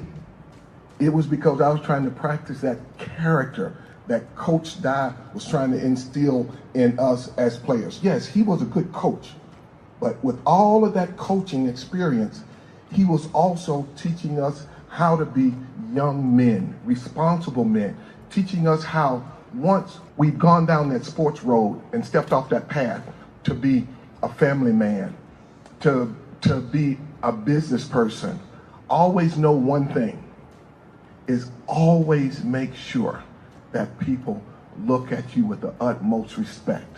And in order to get that from anybody, you have to show them tremendous character. In order to get respect from people in any part of the world, in order to be safe in any part of the world, in order to enjoy any part of the world, It all comes down to your character. It doesn't come down to the country. I don't care what these guys say on social media. I know that they say in the comment sections. It's not the countries or the cities. It's your character. Like attracts like. That's the law, one of the universal laws. Like attracts like. And if you are broke or broken within, you will attract women that are broke and broken within. That's just the law of attraction. And the other law that you keep, if we keep breaking it, we'll continue to see our brothers waking up 2 or 3 days later. And that's the law of sowing and reaping. If we continue to sow with bad character, we'll end up continuing to be in these scenarios and these situations at the end of the day. You're some great men.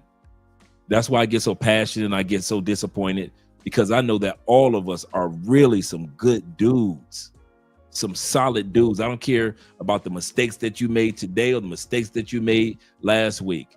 At the end of the day, when they tally it up, you're a good dude. You deserve better than waking up 2 days later in a pool of blood on a bathroom floor in a foreign country. Use your character and treat yourself better. You deserve better, women. I don't care if you're only here for 2 days. Go after quality. I don't care if you're in the Philippines for 2 days. I don't care if you're in Kenya for 2 days. Doesn't matter if you're in Austria for 2 days. Be a man of character. That's why the Colombia I see is completely different from the Colombia those guys that get drugged, robbed, the Pookies and Ray Rays see. I don't see theirs. I literally don't see theirs. I see families. I see businesses. I see economic opportunities. I see small towns. I see landmarks. I see a future. I see kids running outside. I see so many opportunities for all of us to have a good life in no matter what country we go to. But it comes down to our character. And I'll end it with this. You can run from country to country to country, but you'll never be able to outrun your character. Ever. Shout out to all you guys that are here this evening. Make sure, gentlemen, tomorrow is movie night. Tomorrow is movie night. Let's pull up Rumble real quick. Tomorrow is movie night. Make sure you subscribe to Rumble. And let me let you guys see what we watched thus far for you guys that didn't know that we had movie night over here on YouTube. Every Saturday we do a double feature. So let's look at the movies that we looked at thus far. Move me out of the way. Here we go. So this is us right now. We're live. Last week we got a chance to watch Beat Street and Crush Groove. That was so much fun, man. We had fun. We watched The Last Dragon. We watched Dead Presidents and Penitentiary 1. For all you guys that never seen Penitentiary, yeah, you missed a good one. We've already watched House Party and The Last Dragon together.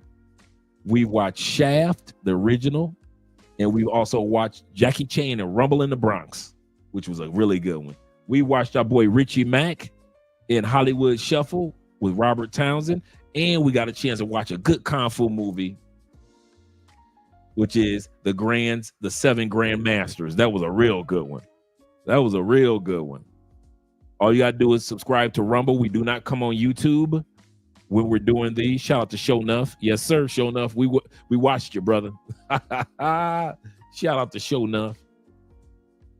We watched the 5 Deadly Venom. So we got a chance to enjoy that. At the same time, we watched Coolie High. That was a good night, too. We watched Superfly. And we watched Coffee with Pam Grier. And we got a chance to laugh like crazy enjoying Dolomite. We watched 3 the Hard Way. We watched Enter the Dragon. Yes, we did.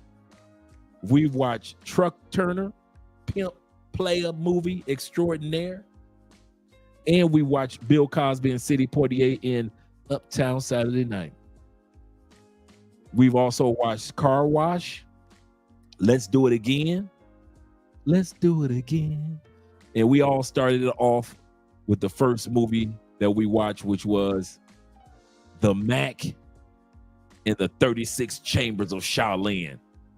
That was a classic. So if you guys have not subscribed to the Rumble, we're only 8 subscribers away from 400. And you're not doing anything on a Saturday night, guys, first of all, subscribe just to support the channel, but also subscribe because we would love to see you guys on Saturday evenings, man. What about movies with big chicks? And that's the other thing.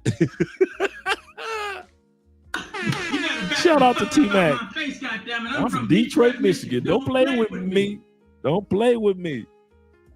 All these movies that came out in the 70s, 60s, 80s, 90s, we've all noticed something. Even in the background, people just walking in the background, extras in the movie, right? No big girls. There were like 1 or 2 big girls in the movie Cooley High, but no big girls. In most of the movies that we watch, Black women have not historically been fat women. I don't know where that myth has come from over the last 10 years because all these women are obese and overweight. 70% of Black women are considered obese and overweight. But that was not the norm just 15 years ago, just 20 years ago, just 25 years ago, just 30 years, 40 years ago, 50 years ago, 60 years ago. Black women were not known as for being obese. The only person that was big in the family was Big Mama. But look how old Big Mama was by the time she got big. I kid you not, guys. Yeah, make sure you guys subscribe to the Rumble. We're going to head up out of here. Hope you guys have a great evening. Get me some rest. Hang out with your girl, Andrea. He said, even Carnival Cruise, man, listen, man, goodness gracious, Carnival Cruise Line. I got so much video on Carnival Cruise Line, bro. We could just do one live stream just on what's going on in Carnival Cruise. We might just do that. We might just do it. Carnival Cruise is just off the chain. So, yeah. And I used to like Carnival and Royal Caribbean, but hey, it's been a long time since I've been cruising. He said, I'm going through and recap some of those old movies tonight. Yeah, you can watch them with us tonight, man. We give commentary. We talk about the history. Like, funny thing Jeffrey brought up to us when it came to Beat Street. I did not know that Chris Rock, as a young teenager, was in Beat Street. In the background, in the Club Roxy. I did not know that. That's another thing that we notice in these movies. We see some of these actors, man, when they were teenagers, when they were young, as extras. We like, ain't that so-and-so? Ain't that so-and-so right there? Yeah, man, we talk about everything in these movies. We have a good time. We have a good time. He said, if that's true, them cruises are rebranding heavy. They need to, man. They need to do something better. Because it's sad. It's sad. It's really sad. But those are the movies that we've watched so far. So you can go back on the channel. Once you subscribe to the channel, you can actually go back and watch the movies. They're already there. They're not gone anywhere. So if you're not doing anything tonight, you just go back and just click on one of those, and you can watch the movie again along with us. Shout out to you brothers that are here, and shout out to all you guys that have supported by way of PayPal. Shout out to my man Quiet. I didn't know Quiet Storm was quiet tonight. Shout out to Quiet Storm being here. He said Theo in class 6 says hello. Shout out to my class 6 brothers. I did not know Quiet Storm was in the building. He's quiet today. But maybe because I was just ranting so much. Let me make sure I didn't miss anybody else on Cash App. Show you guys some love. Shout out all you guys that are here. And shout out to T-Mac in the building with the $10 love as well. And if any of you guys that ever want to give by way of crypto, we do accept Cash App crypto. Yes, we do. Appreciate you, brother. But let me let you guys go and enjoy the rest of your evening. Let's go ahead and do a quick outro video. Let's do one of the outro videos.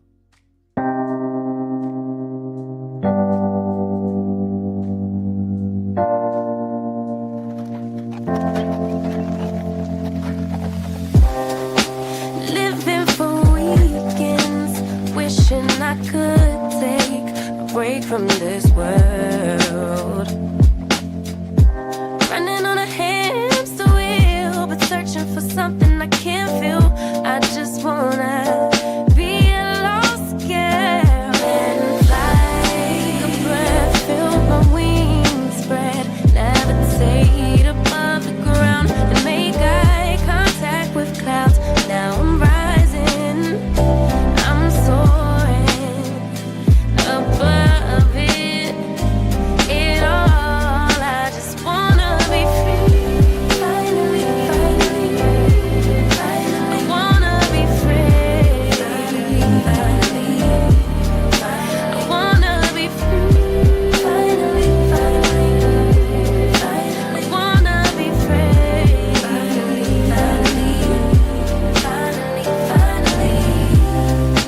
I always stay dreaming, never imagined I lose my spark. Living in this crazy time, putting back the pieces of my mind.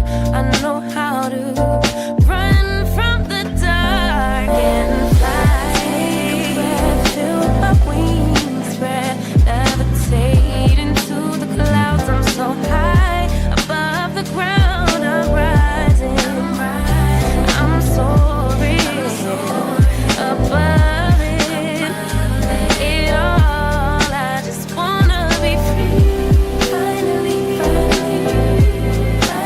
wanna be free.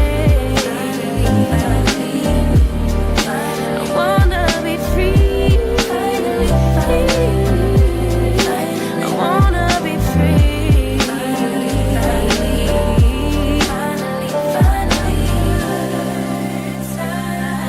Higher to a bird.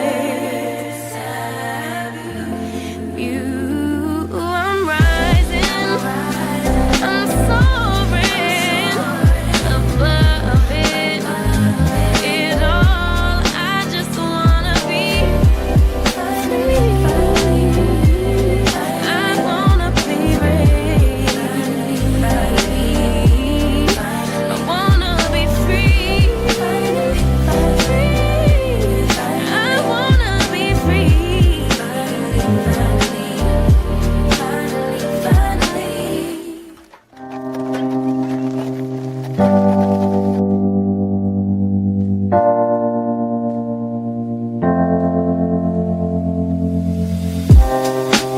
Living for weekends, wishing I